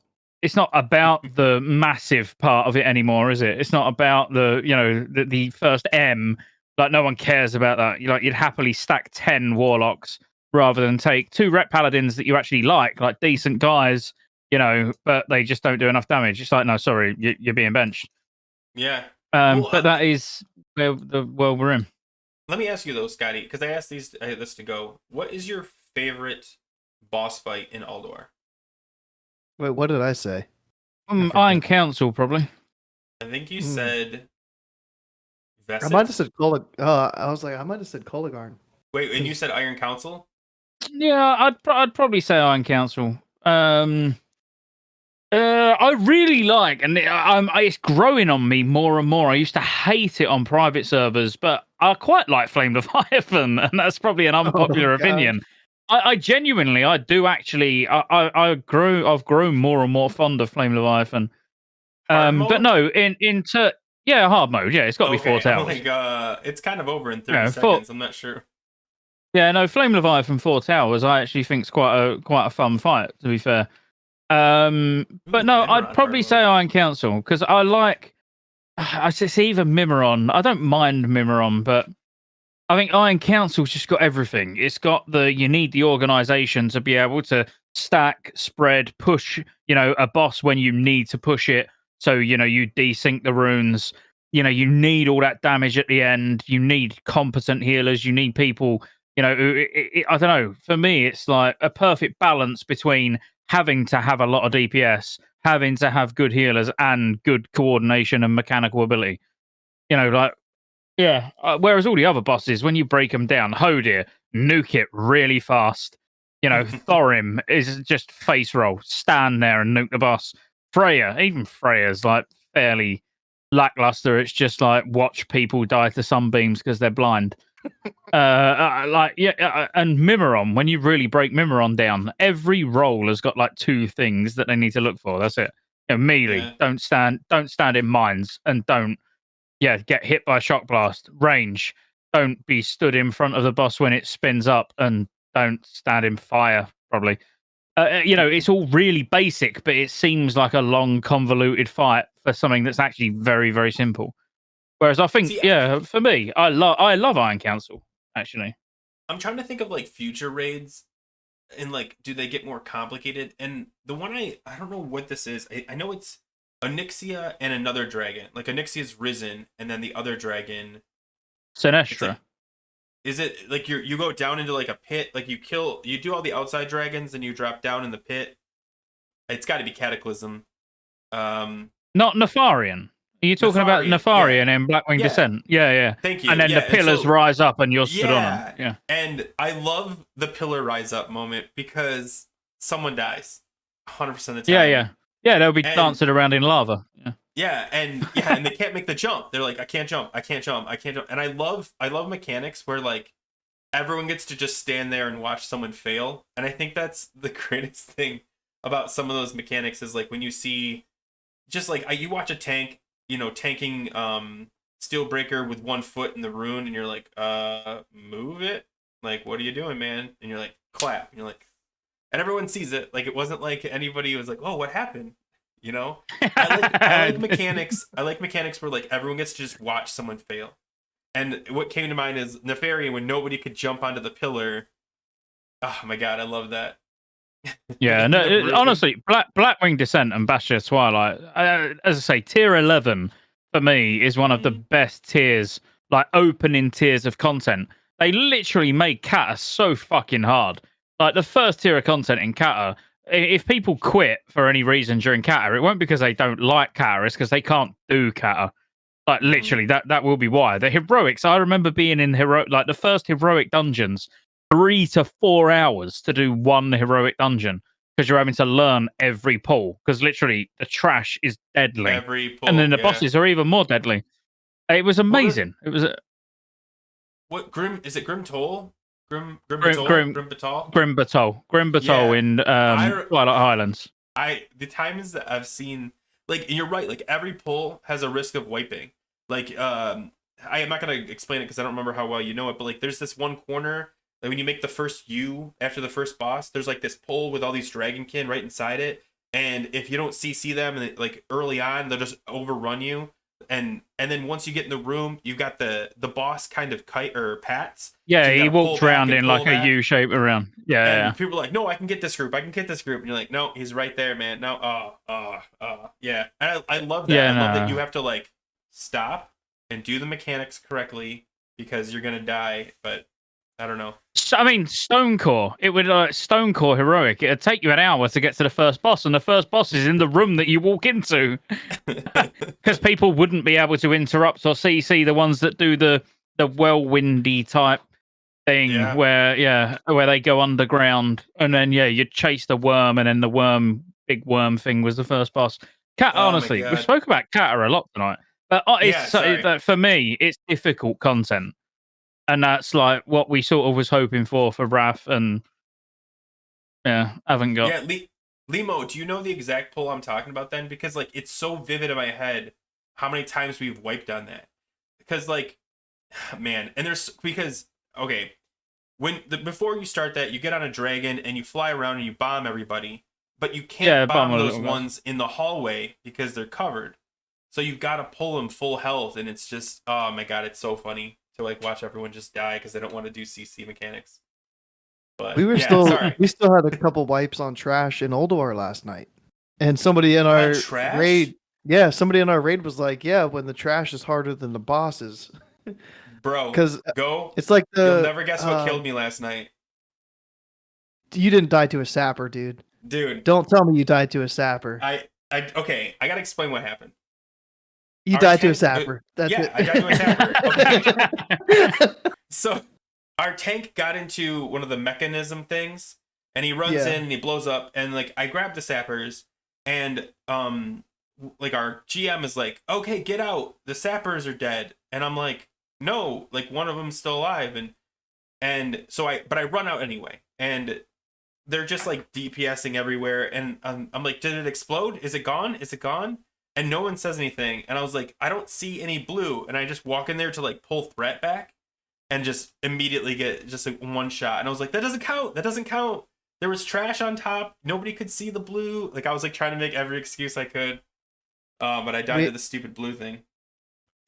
we had our first time in 10-man on Monday where nobody died to the sappers, and it's because our raid lead was like calling it out. He's like, "All right, the sappers are dead. Everybody wait 5 seconds. 5, 4, 3." And I'm like, "Dude, stop, man! Like, let people die. Like, let people Yeah. not know what they're doing, and let them run up there and get one shot. Like, please." It was Your melee. Mimiron trash is very different to ours. Ours Oh, is yeah. we pull the first pack and everyone runs off. Literally, no one even tries to kill it. It's so much more hilarious. fun. It's so much more fun letting people die to sappers, dude. But it's like the It's last pack. amazing. If let's say we've cleared the first 2 packs, someone pulls the last pack of trash, everyone else leaves. No one even attempts to DPS any of it. It's like, oh, I'll just go and get on the train then, shall Yeah, I? that's fine. We'll get it. We'll get it. That's cool.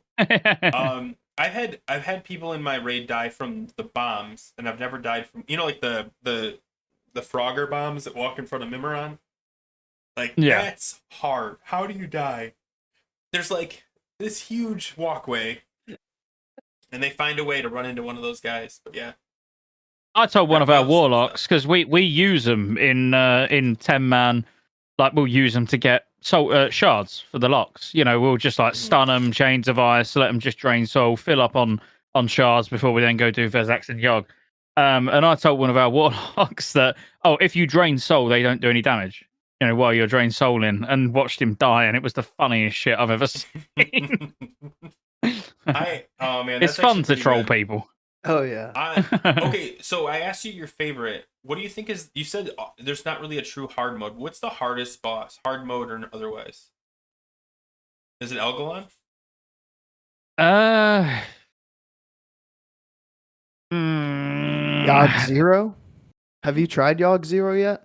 Yeah, well, I mean, again, for me sometimes it's frustrating because, like, because I've done them all, you know, many times. Even like to be fair, Yogg Zero is one that I've probably done the least out of all of the bosses in Ulduar, just because there's very little reason to do Yogg Zero. Because most people are bothered about gear, not about the mount. You know, so it's like you just go in and you just do +1, get the loot and leave. Yeah. You know, so. But I still don't think Yogg Zero is difficult. I don't think Yogg on Classic for some reason. For me personally, I don't know why. It feels so easy compared to what I'm used to. You know, like one phase in the brain is just like bonkers. Like you just shouldn't even be able to do that. But the hardest hard mode. See, I don't even think Algalon, because I genuinely think I know it probably seems weird me sat here and having not killed Algalon on 25, only done it on 10 on Classic, but again I've killed Algalon many times, so it's more about the guild as a whole killing the boss rather than me. Mm-hmm. I'd probably say Mimiron.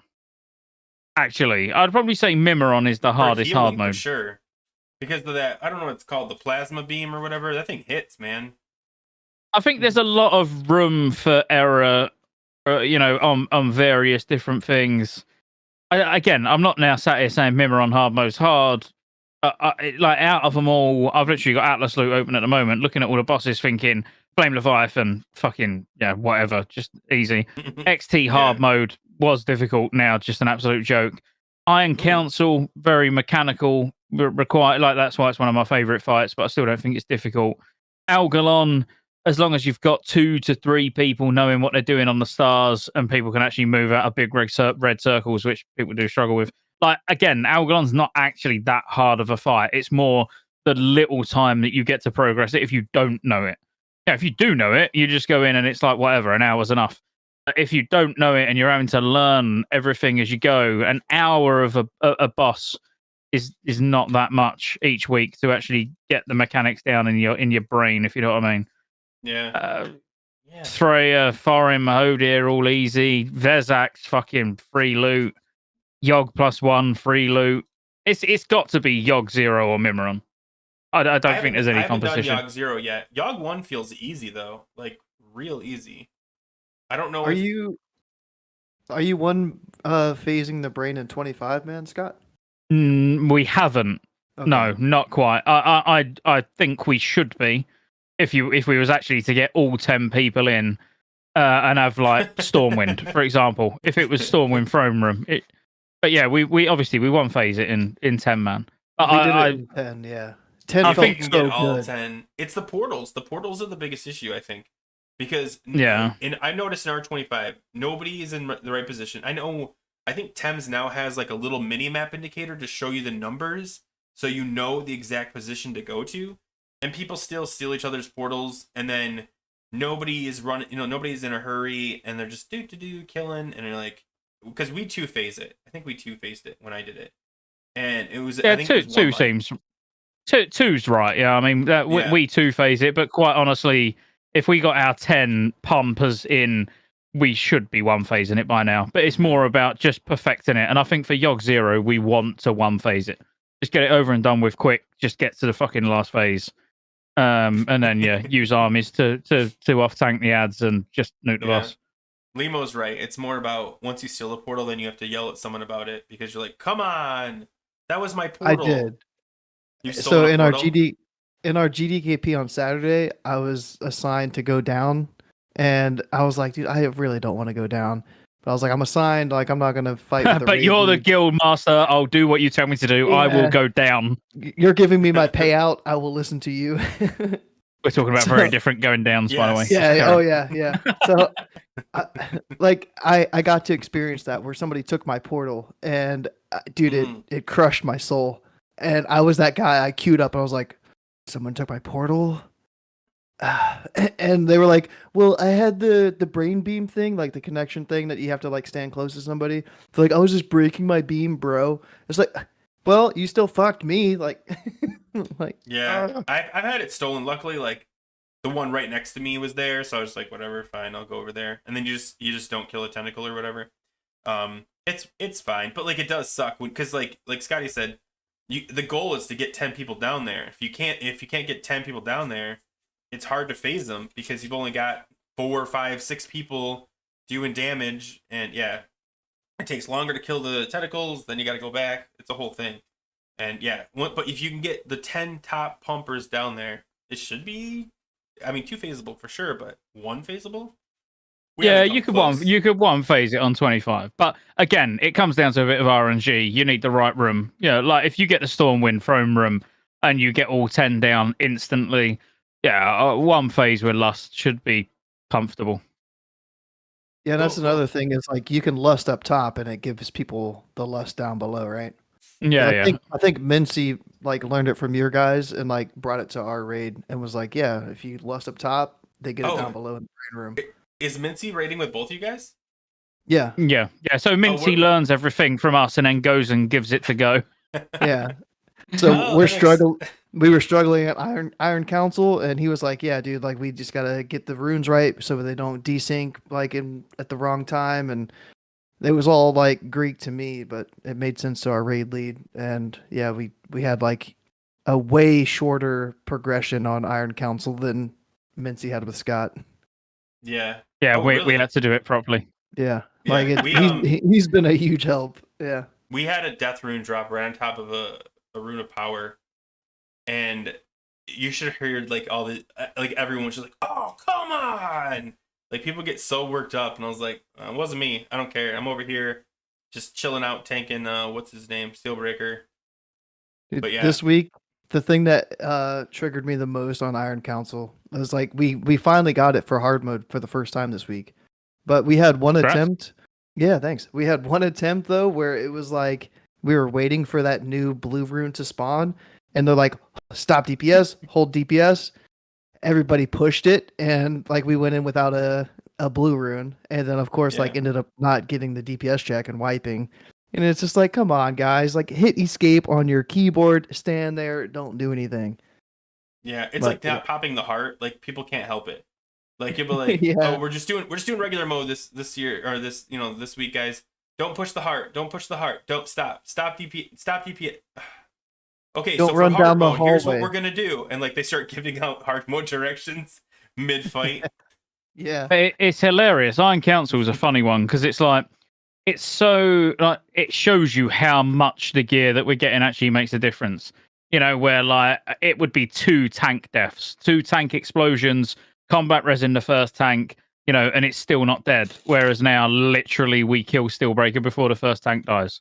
It's Yeah. over. It's over in Jeez. 35 seconds. I mean, our raid DPS tonight was 283k with, like Mincy, Lilith, Urta, Boars, Airness, all like 16, 17, 18, 18. Our lowest DPS was like 12k in Jeez. phase 3. Do you Yeah. think that's Yeah, when you get because that you rune guys? correctly. Do you also think it's because you guys have like your style of like that's my bis and loot council like mix that you're giving gear to the right people for like instances like that where they're just taking full advantage of that eye level upgrade? Yeah, I mean, we've got a very weird loot system. Something drops, I look at it and go, we're giving it to this person. There's not even much discussion about it. We generally, like, it's more or less open. There's no loot council as such. I just announce and go, look, there's this, these 3 people all want it. I think it'll be better going to this person. Any objections? If no one objects, it goes to him. It really is like a completely, but somebody could go, well, no, he's already had loot, so I think it should go to this person. And I'll go, oh, yeah, fair point.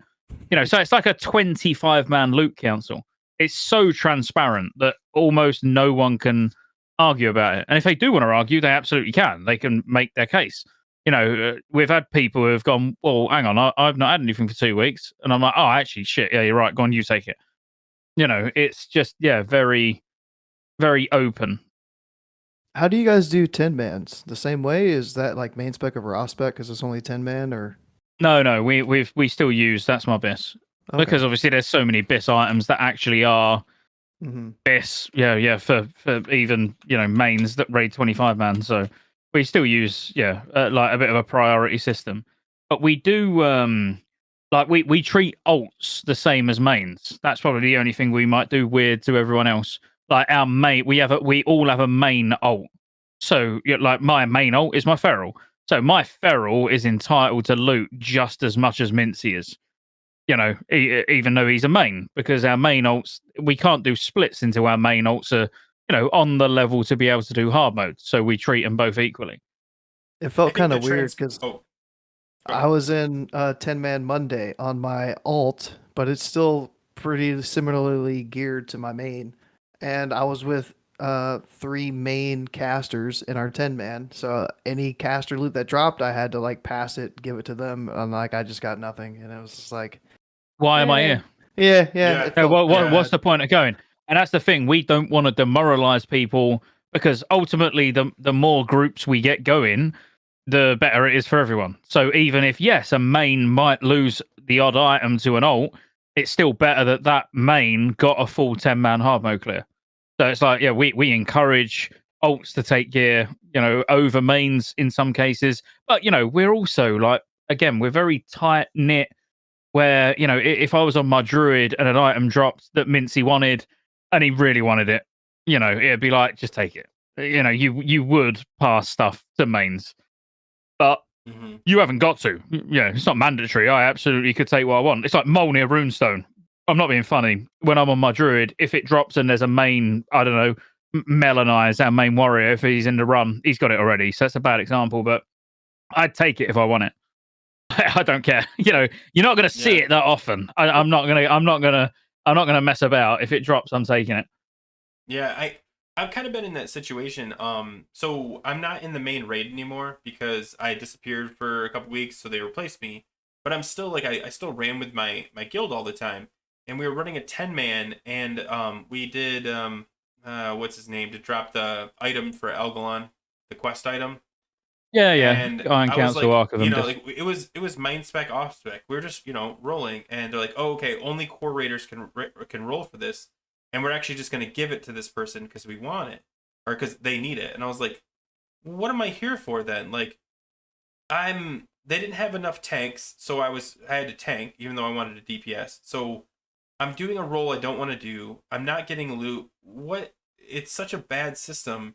Like how am I helping? How am I benefiting? Yeah, from there's this? no point you being there. Yeah, So literally. they're like, oh no, come next week. And I'm like, for what? So I can help you guys get gear and not take anything from no.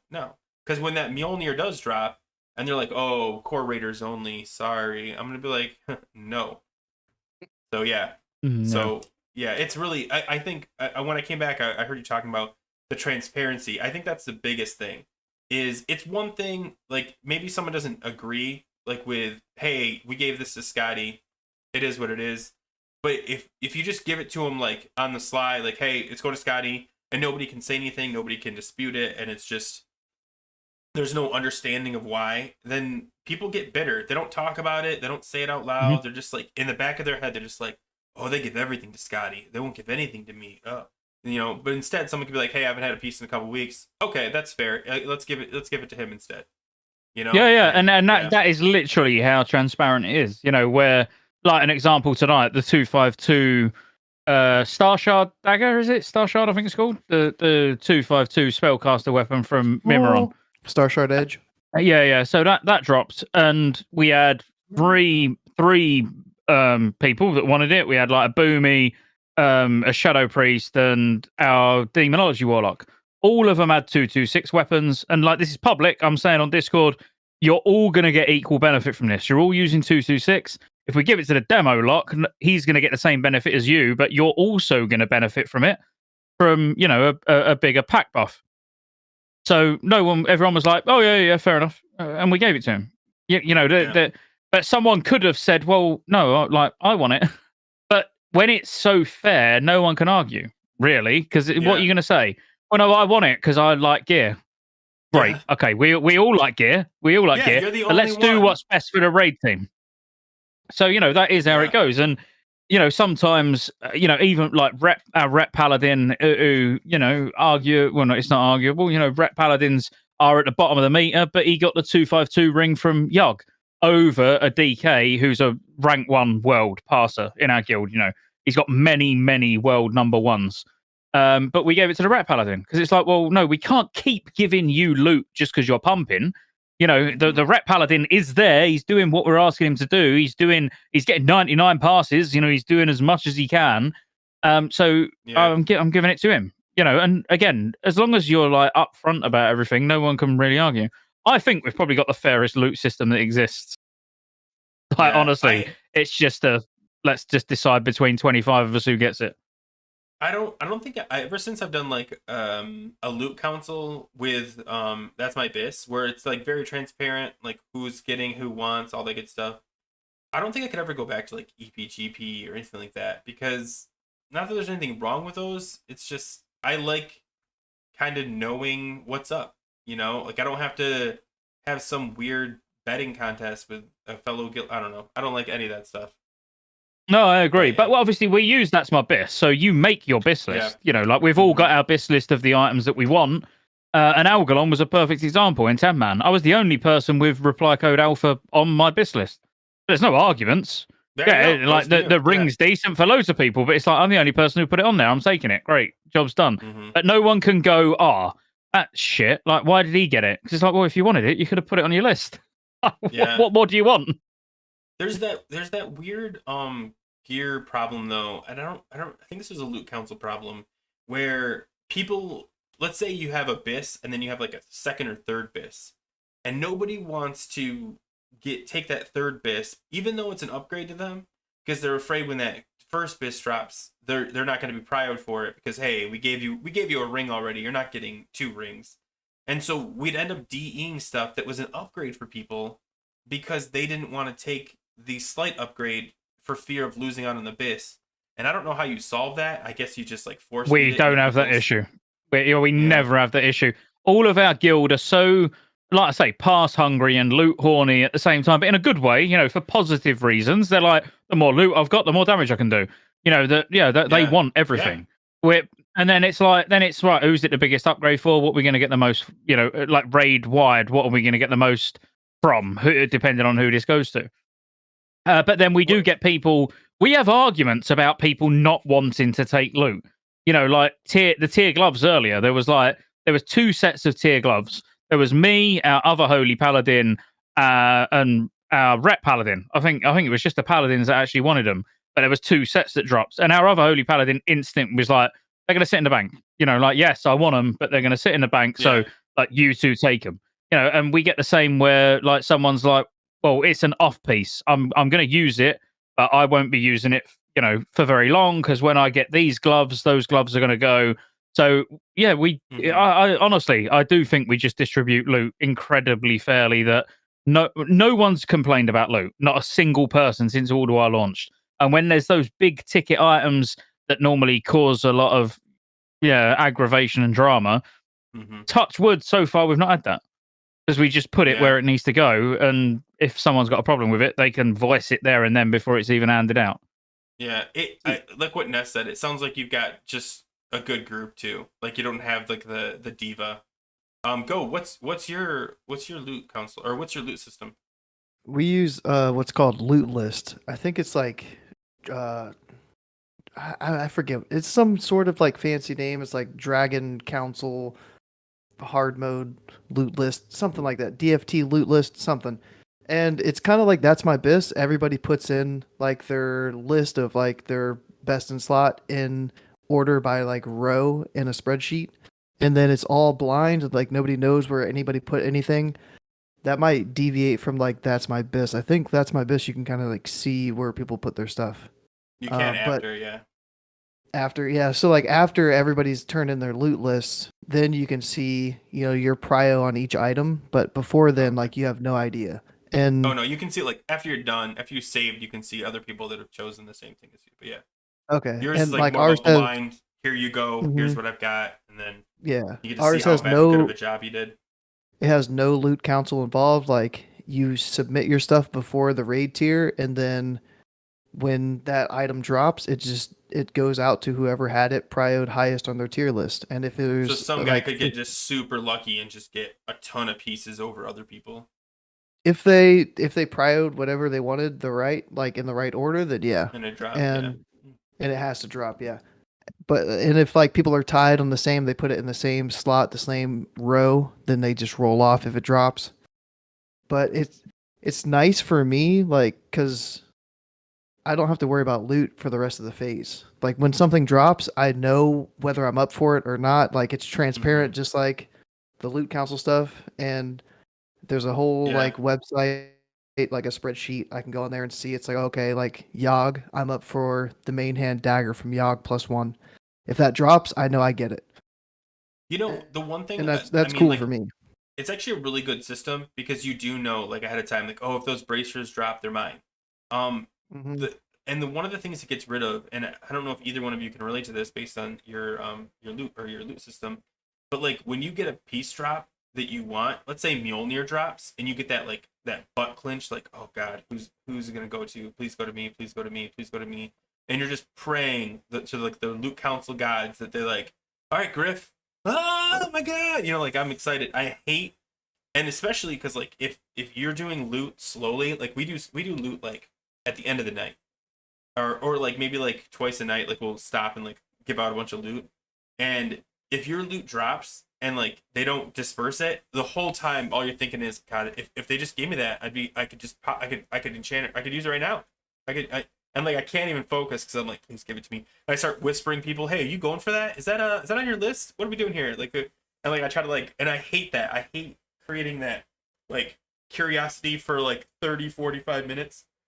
And then like you get to an hour and a half and you're like, oh god, it's gonna expire. Are they gonna forget about me? Oh my god, all that stuff, just anxiety. Whereas you guys, as soon as something drops, you can probably just hand it out right then and there because there's no question mark. Like this is going to you.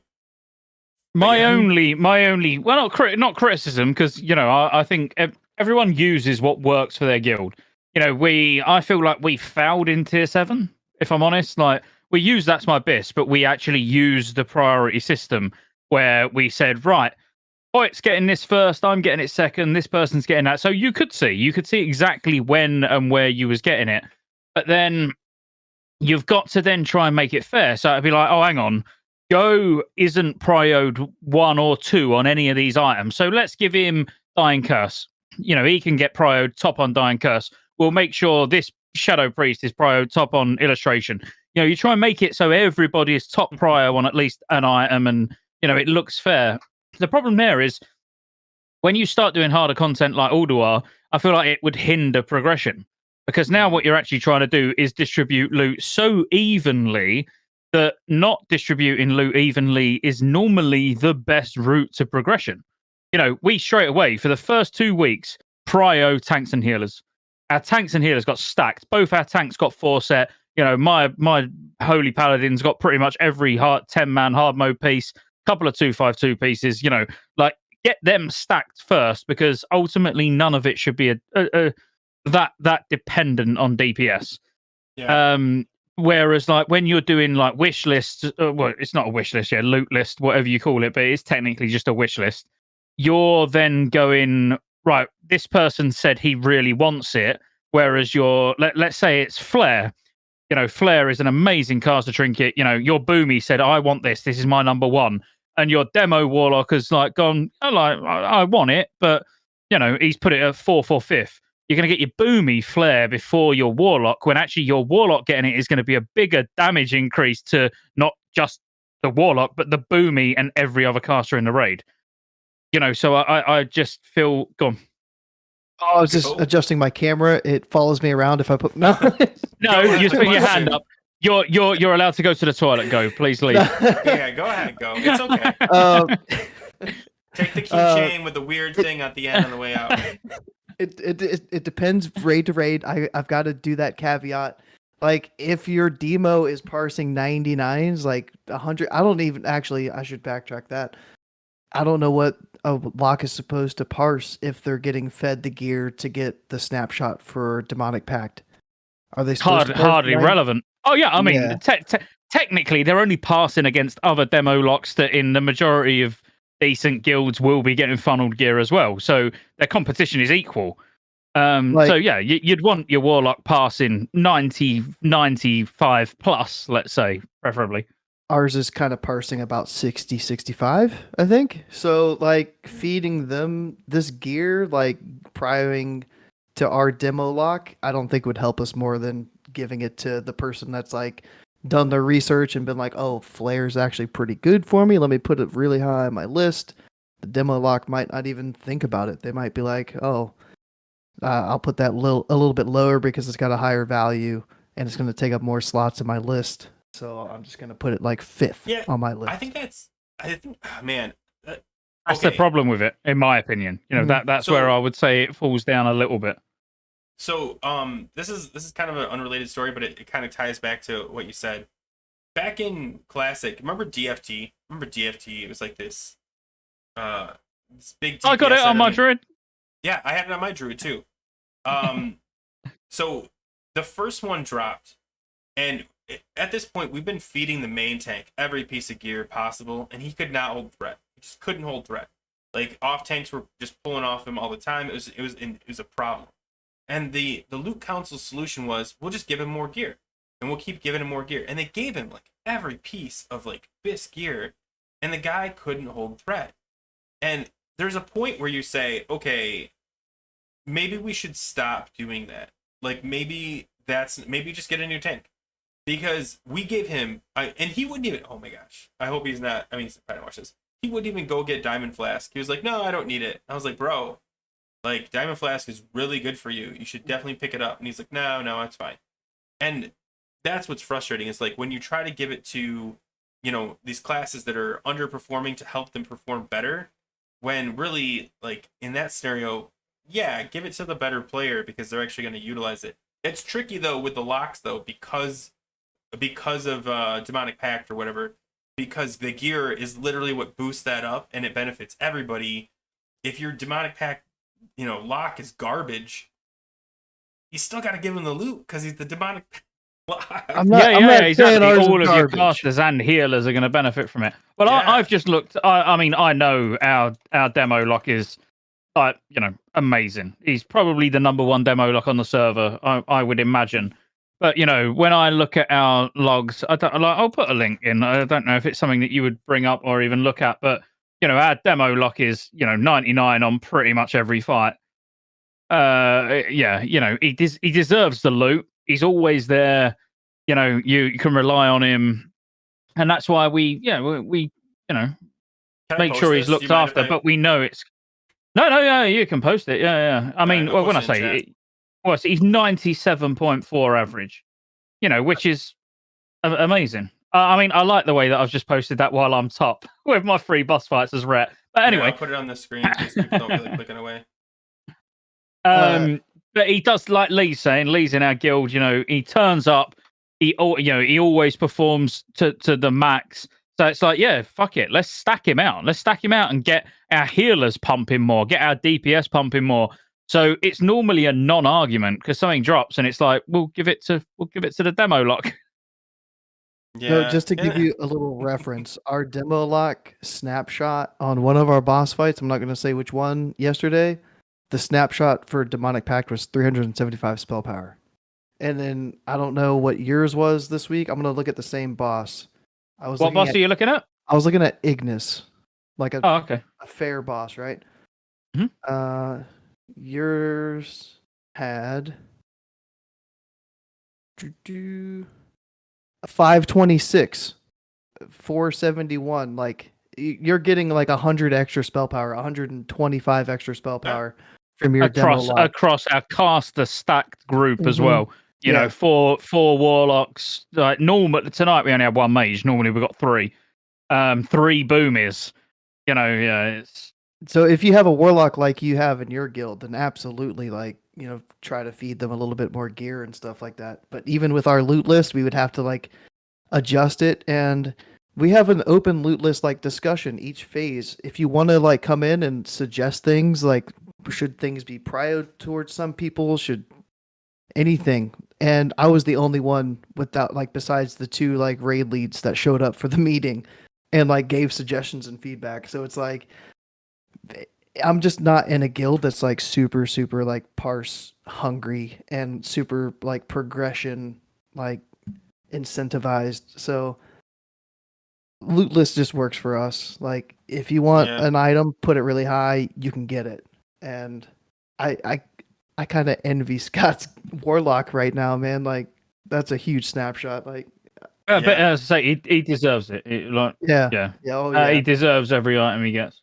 I'm jealous of your 3 boomies now too. I mean, I just looking at your parse numbers. It looks like nobody in your guild is really being carried, and I think that is a huge factor. I mean, maybe there's 1 or 2 towards the bottom, but like, it makes it a lot easier because you don't have to say like, "Why are you giving it to him? We're carrying him. Don't give him gear." I mean, when you've got 25 we people don't that get show that. up, it's hard to make that argument. Like, yeah, like he said, like his warlock may not be performing. He's probably sitting to himself like, "Why do they give him loot? What are they doing? What are we doing here?"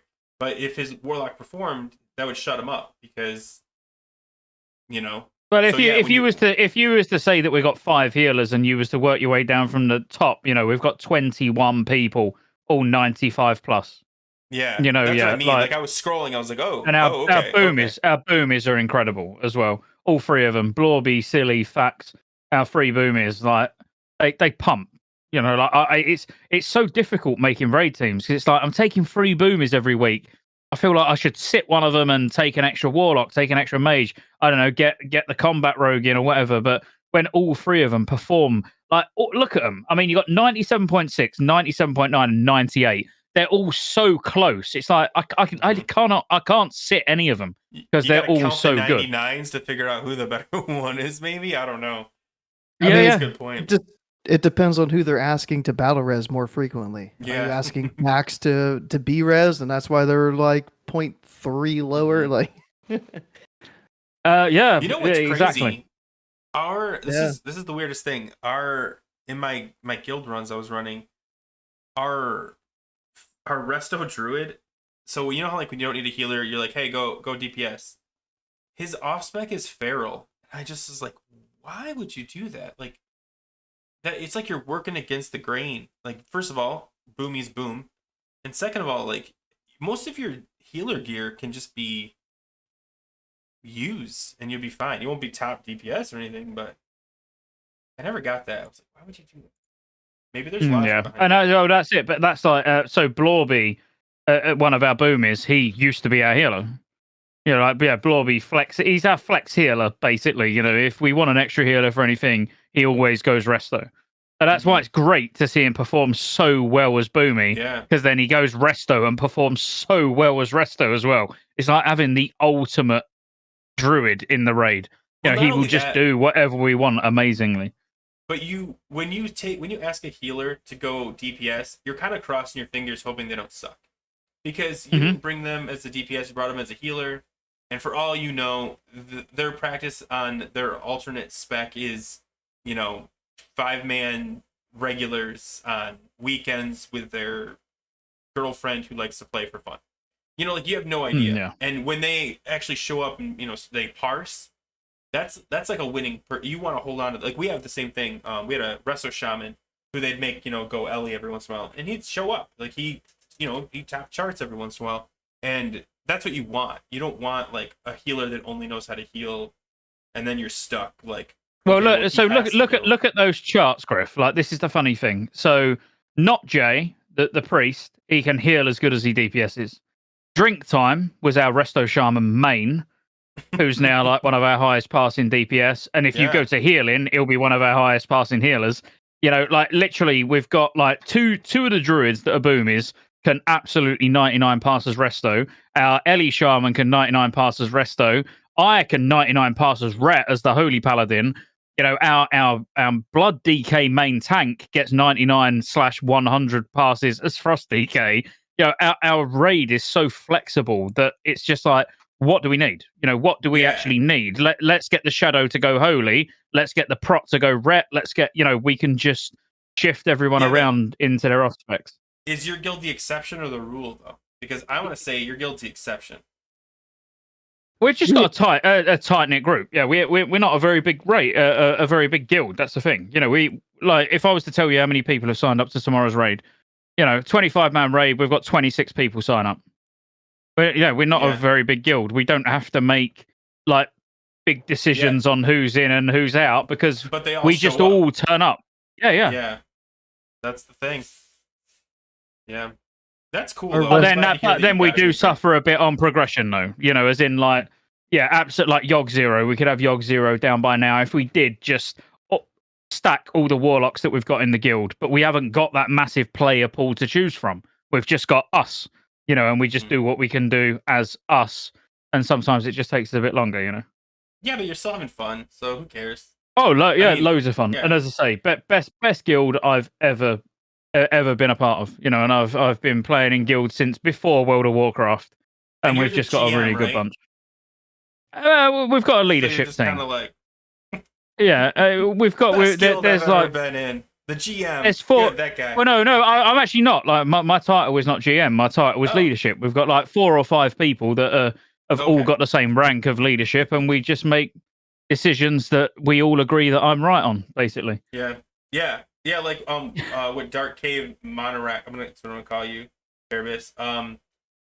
What he said is like, it's so great to have so many players that are flexible. That you can just be like, hey, do this. We need this. We need a tank tonight. We need a healer tonight, and they could just swap over and not just be a healer, but perform as if they were a healer class and knew what they're doing. Mm-hmm. Our resto druid did that back in phase 1. I still remember like the big trash pool on SAR 3 Drakes when you would like reset the boss, all the trash would come to the front. Our resto druid would respec Boomy for that fight, and he would top the AoE charts for the big AoE pack. I'm like, this dude just healed all of Nax, and he's out DPSing me on trash on Sarth. Like, what is going on? You start wondering about yourself, like, oh, I'm like, what am I doing? Yeah. I need to ask my resto druid for DPS tips. That'd be cool. Are you guys doing Yogg Zero tomorrow? Is that what I'm reading? So tomorrow we're going and doing Algalon first, then Yogg Zero, but we're only doing Yogg Zero for like, I don't know, an hour. Something like that. Then we've got 2. Oh no, the 10-man's a Friday. Oh no, we've got a 10-man. So yeah, we've got 3 10-mans going over Thursday and Friday. So one tomorrow night. So we'll just go do the hour on Algalon. You don't think you'll get it then? Is that why you're saying you're only gonna do it for an hour? I think it will take longer than an hour, personally. We've had no pulls on it. We've literally not even, every week we've just been like, fuck it, just do +1. Like, at the end of the day, all it means is an extra point on Warcraft logs. It's like, it's going to give us a mount, which gets some more gear, and it's just going to make it even easier anyway. Like, for me, it's the least desirable hard mode to do, because one person is going to get a mount. I'd rather we just like kill it and have time to do other things. But this week we are actually spending some time on it for the first time. Do you guys roll off the mount, or does it go to someone in particular? I think I'm getting the first mount. Oh. No, no, Yeah, no. because they no seriously, like we've spoke about it, and Down yeah, there and the mount. Come on. yeah, they just they know that I Hoyt deserve it. disagrees. Hoyt disagrees. Yeah, but Hoyt disagrees on everything. He's going to disagree when I take the first Shadow Morn as well, but he'll get over it. He's like, you know, when you get that really angry guy in the guild he always seems angry, but you can never take him seriously. That's Hoyt. Let me introduce you to Hoyt. Oh That's my good to God. know. But no, we are like genuinely. There's been a lot of effort go into the guild over the last few months, and we want to reward people who have been putting that effort in. And you know, I am unfortunately one of them. And like you know, there's a couple of the leadership as well that like literally, I've been raiding on 4 characters a week just to make sure that not on some of the characters not even taking loot, you know, but just to make sure that everybody's getting to raid. So we've said the first few Mims heads will just go to the people that have been getting all that to happen, and then like roll it out, do whatever. We're all gonna get it during Eventually. RAF, so it don't really matter. Yeah. I'd Yeah, be I would fine love if to get our that raid one. lead got it. Our raid lead is doing like we're only a one like 25-man team like guild, and he's been like organizing like our 2 nights because we have like 6 hours worth of Oldor each week across 2 nights, and then we've got tons of 10-man groups. So we've got at least 3 or 4 nights of 10-man groups. So this dude is like organizing and running even like our 25 GDKP too. So that's a third night of 25 mans. So it's like 4 nights of 10, 3 nights of 25. He's organizing all of it. If he was like, "Hey, I'm getting Memron's mount first," I'd be like, "Okay, that's fair. Yeah, like take Yeah. it." But it's just Yeah, like that, yeah. So there's that, and also, like you know, all of the guild. Well, not all of the guilds. That's probably an exaggeration, but 80% of the guild's crafted gear that they're wearing, you know, as in belt and boots, I bought. You know, as Oh in, yeah. I bankrolled phase 2 on on like from farming gold from my own gold farming videos. You can find them on YouTube. G to G. Nice. Yeah, you know. Smooth. Yeah, smooth. So like again, you know, it's all about I just again, I want the people to be rewarded. There's a couple of people that I want, even if I'm not even bothered about getting it first. You know, like if I get it third, fourth, whatever. But there's a few people that I've got in mind that I want them to be the first ones to get the mount. You know. Hey, did you guys just get that notification? What's that? Huh? PTR Which one? PTR has just started an update. Oh no. Uh-uh. I wonder It'll what be that the is. feral druid buffs. Yeah, finally. They Yeah. heard me. They heard me. I'm gonna clarity procs coming. I'm just like, oh, what would they be rolling out? Right, whatever. I don't care. But yeah, I think that's fair. We had in my old guild we had the raid leader who he played like every class, and he'd be like the one with like if we're short a class, he'd be like, okay, I'll just bring that tonight, you know, and fill in. And when we did SAR 3D, he got the first mount because yeah, you know what I mean? Like, why not? Why would he earned it? He showed up. He raid led, and like honestly, if you've never raid led before, stay that way because it sucks. Because Yeah, I've I've never took anything first though. It's not like raid leader privilege. I've never took anything first. You know, as in I've never even SAR 3D. You know, all the effort that went in for tier 7. I've never gone. Oh, I'm taking that first. Like it's never happened. The first time actually that I've said I'm taking something first was Valinir. You know, as in it's like, well, look, I'm Oh, you beat going me. nowhere, and I don't want Valinir leaving the guild. You know, so we had one holy paladin already quit, another holy paladin that had just joined that whilst it's Ernest's mate who he's played on private servers with for years, he's very good. I fucking love him. He's like my partner in crime now, you know, double holy paladin together. I absolutely love healing with him. But I'm not going to say, oh, we'll give it to him first because it just gone holy. I don't know. He might have been really shit. So yeah, that's the first time where I've gone, well, no, fuck it. Like I'm taking that because I know we're going to at least have it in ICC still. Yeah. Yeah, I think that is a thing because like I remember in TBC every time somebody got both of the what are they called, the Warglaives. the Illidan glaives, they disappear. They're like, oh man, I'm taking next week off. I'll see you guys. And And like, why do we keep giving it to these guys that are like semi-core raiders? Whereas like people that have like 6 alts that are raiding with us every week, they're not going anywhere. They don't ever leave the game. They're there. It's the Scottejayes. Like they're showing up tomorrow. There's not like a big question mark on like, oh, he didn't click yes on the Scotty. He'll be there. He'll be there. Come on, what do we do? Yeah, sometimes you do have to just make that decision and know that not everyone's going to be happy with it. Our blood DK is getting the first Shadowmorn. Yeah. Our tank. So Hoyt, who's in chat, he's getting the first Shadowmorn, and I'm not even going to argue with anyone about it. Yes, it will be better on a Fury Warrior. Yes, it arguably will be very decent on a Ret Paladin. But no, he's getting it because I know when we're killing Lich King heroic for the 20th time, Hoyt will still be there using Shadowmon. For me, that's enough. Shadowmorn 2 is tricky because it's the, I know Drag or whatever it's called, Ruby Sanctum, but like ICC is it. So like if someone gets Shadowmorn, they in their head they're like, cool, I'm done. I won the game. And a lot of people would just be like, peace, this was fun, I'm out of here. And you want to give it to someone who doesn't look at it like that, who's like, nope, this is fun, this is a great part of the game, and I'll be there next week. Thanks, guys. Yeah. Well, we always consider it a bit of a participation legendary because it's not going to assist with progress.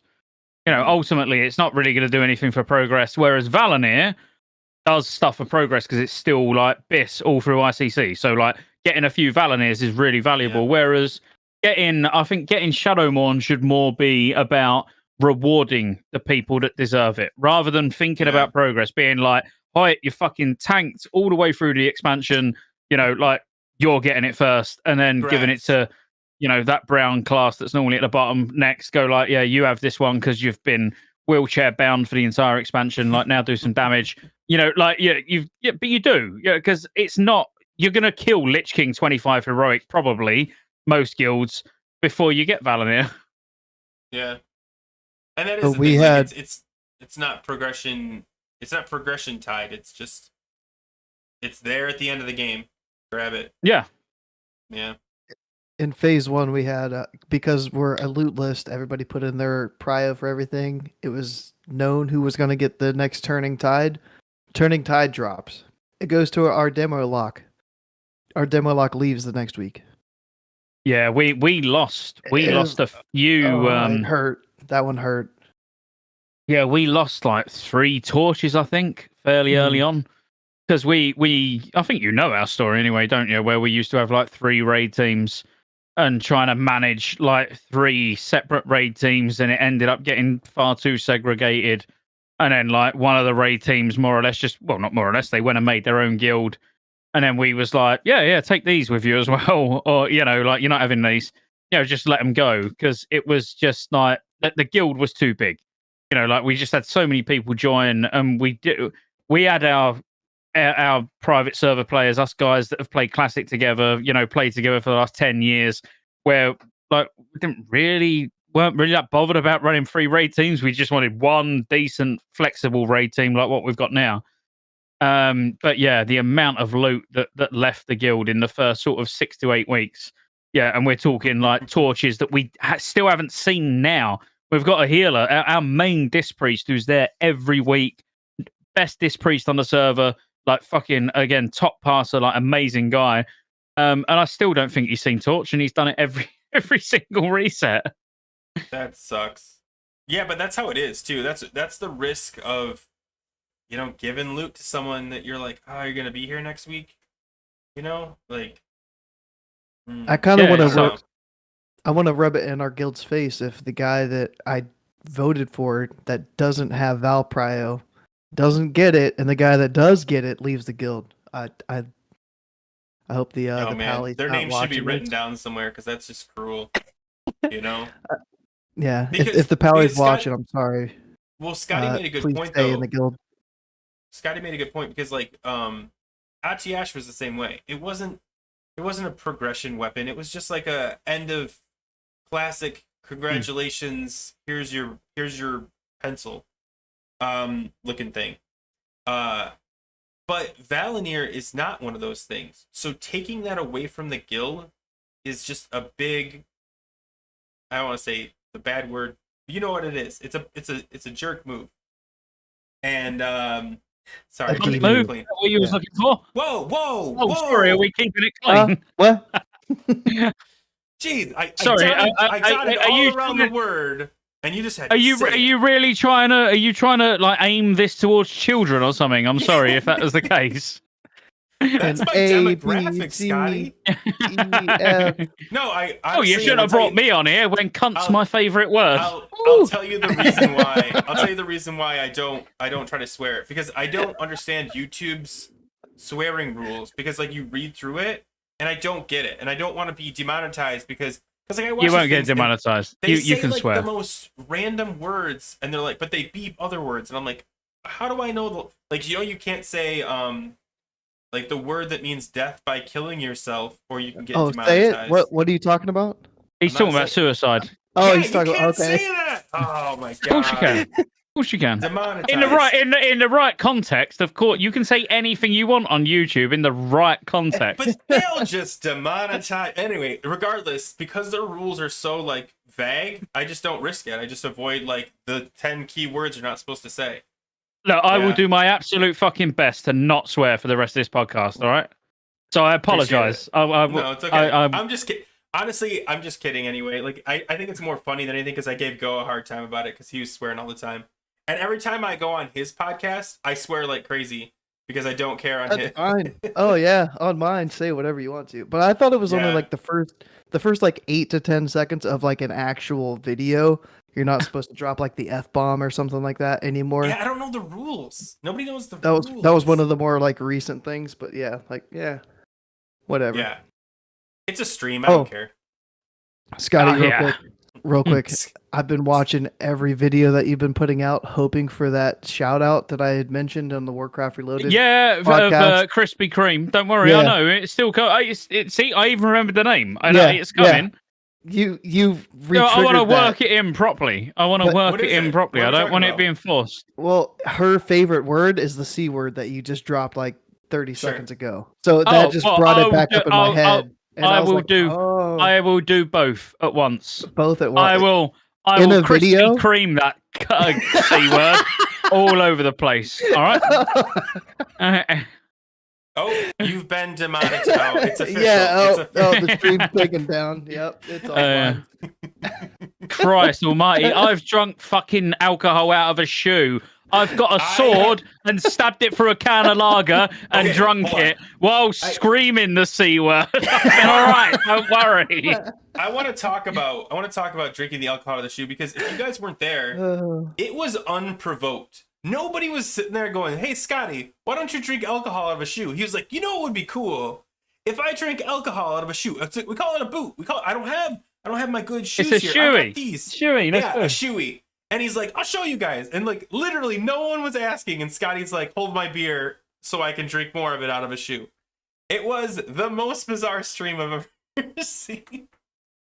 I started And he's like, watching, I "Yeah." gugo like the week after because I've never seen Scott drink out of. He's a only shoe. done it once. And He's only done it it's one been the time. joke. It's Oh, been no, the I've done it. joke. I've done it. for so I've done it a lot. I've Oh, drunk out of a shoe on stream a lot. Yeah. Oh, I've only seen it once. I know there's a hot But tub I've gone a story. bit more sensible. Oh yeah. Right, well, I mean, I've got a hot tub. Yeah. I've built a whole hot tub room.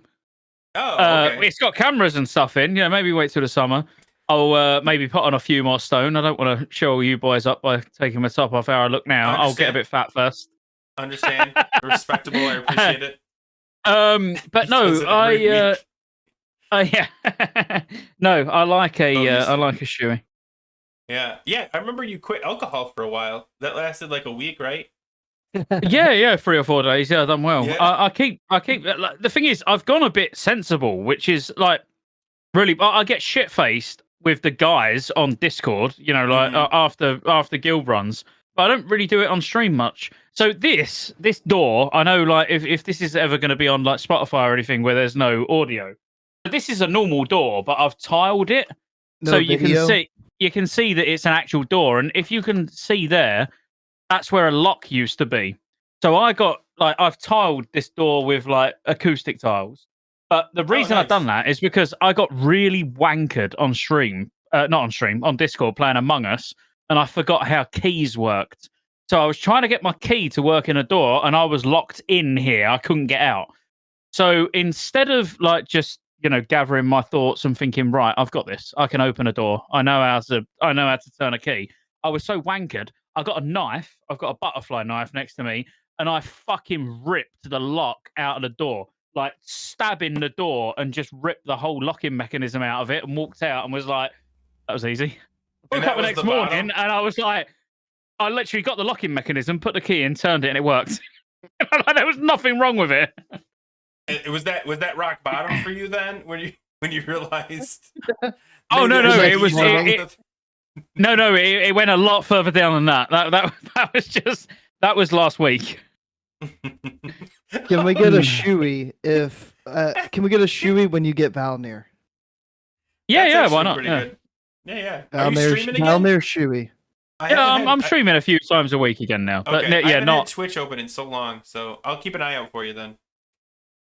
Yeah, I do. I've been streaming like a few hours at a time. I don't sit there for like 6-7 hours at a time. I get bored, but I can handle about 3 hours max, and I'm like, I gotta go. It's goes Yeah, for and like that's 14, 15 hours. Yeah, I after about 2 hours, I've had enough. I normally like try and force myself for 1 more hour, and then that's it. Yeah, for sure. This was actually a lot of fun. I'm glad you came on, Scotty. Thanks for having me. Do you have any big questions for Scotty before he leaves?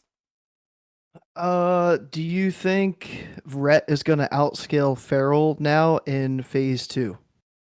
In phase 2? In Old War, yeah. Who's gonna be higher at the end of Old War? Is it gonna be Rhett now, or is it gonna be Feral? No, I still think it'll be Feral. I think so too. I think it depends on the fight, though. I think Rhett will outperform in certain fights. I can only compare. I can compare. Comparing directly to our Feral. I think for me to out DPS Airness, me Rhett, him Feral, he'd probably have to die quite early on in the fight. But I don't think it would happen. Okay. Good to know. Yeah, good to know. Yeah, but again, Scotty, thanks for coming. You're welcome on this podcast anytime. As you can see, we pretty much just hang out and just BS about whatever, and just chill, and talk about Druid stuff. Even though we talked a lot about Red stuff today, but sorry, can I just add something real quick just before you close? I take back everything I just said because tonight I actually out DPS'd Ernest on Hodir. Let me just check. Hang on. But by quite a way, actually. I done 11.8. He done 10k. He done 10k. I done 11.8. I'm just looking at the fights that I actually DPS. Bearing in mind. Where was your? Can you see what your damage was done to? Like, were you breaking people out? Hodir, I beat him. Aurea, he beat me. I'm guessing he had a lot of swipe there. Let me see. 17% of his damage was swipe. What was the other one I done? Oh, Colligan. I should beat him on Colligan, surely. Yeah, I beat him on Colligan as well by a substantial margin. I don't know. 2 out of 3 fights, I beat Feral. So is Rhett gonna win? Mine's my off spec. He's his main spec. Maybe, but that could be a skill issue. That could be just I'm better than that. It could be that I'm just better than Ernest, which I'd probably. I think he'd probably back that. I think he'd agree. So I won't feel bad. That's pretty impressive, though. That's significant. Like in the Hodir one, it was like 11, 12, 1400. What am I looking at? 11,884 versus 10. Yeah, 1800 DPS over Feral. And he got a 98 pass. Right, which means he's not too far off 99. 1800 is not a 98 to 99 gap. I'm thinking you out DPS most Ferals, if not all of them. So Red's over Feral now, yeah. But Hodir, Hodir is very RNG and gear. Who knows what the gear looks like? Oh yeah, no. I think Ernest will be better geared than me. Oh, okay. Yeah, obviously it's my off spec. It's my off spec. It's his main spec. I would think that he's better geared than me. No, that sucks. He's got Mjolnir. Yeah, he's got Mjolnir. He's got 2-piece tier 8, Death Worn Bell, yeah, Freya hard mode neck. Yeah, I think it's Are a you I think it's a skill issue. I'm fairly sure that's what it is. on your feral? Are you rocking the 8-piece or sorry, the 4-piece 8 Oh, base. tier 8? Or I've got 4. I've got 4 on my druid, but that's not really by choice. It's just because I haven't got any other better options. Well, So so like, do you like the rotation change, or do you find it frustrating? I'll be I honest should with you. ask this earlier. I miss the 2-piece tier 7. Yeah, me Like too. I like 2-piece tier 7, 2-piece tier 8. But I'm using 4-piece tier 8 just because of the item level difference. All 4 pieces, I think, are 20. Oh no, shoulders are 10 man. All the other 3 pieces are 25 man. Yeah, I do 4-piece now, and I find the DPS is better, but I don't like the rhythm of the rotation yet. Like, I still feel like I'm off somehow. Like, I'm chasing the rip. I don't like to be chasing the rip all the time. Like, oh, I gotta hurry up and get the rip going. But yeah, that's just me adjusting to. No, you're right. You get a Savage Roar up, and you're like 40 seconds. Yeah. You know, it's like what Jesus am I gonna Christ, do? like. Yeah, it's up for a really long time, but yeah. No, I am running 4-piece. Yeah, I quite like it, but again, I do miss 2-piece tier 7. I miss the extra rip time, but Same. as an ult, I just take what I can get, you know. Okay, guys, I think that's it. This has been a really fun podcast. Scotty, we're gonna try to get you back next week because you're amazing. No, I'm just kidding. No, but he shit talks balanced druid. He's never allowed when I'm Oh, hosting. yeah. He So can if only you come don't on know, every other week. we take turns. So next week's balanced druid night. So you can't Ugh. come on because you exactly. I wouldn't want to. I wouldn't want to. Fuck that. I've got 3 people I can reach out to that are in what's your guild's name? Wipe Ink. I've got 3 Wipe Ink balanced druids I can reach Yeah, out to. silly blobby facts. Any of them? Yeah. Mm-hmm. If any of them want to come on, let us know because we actually struggle to find balanced druids that like to talk balanced druid. I don't know It's why. usually like it's a timing issue usually. Like there's no good NA balance. Yeah, let me throw that out there. There's no good NA balance druids. If you're a good NA balance druid, come see me and let's talk.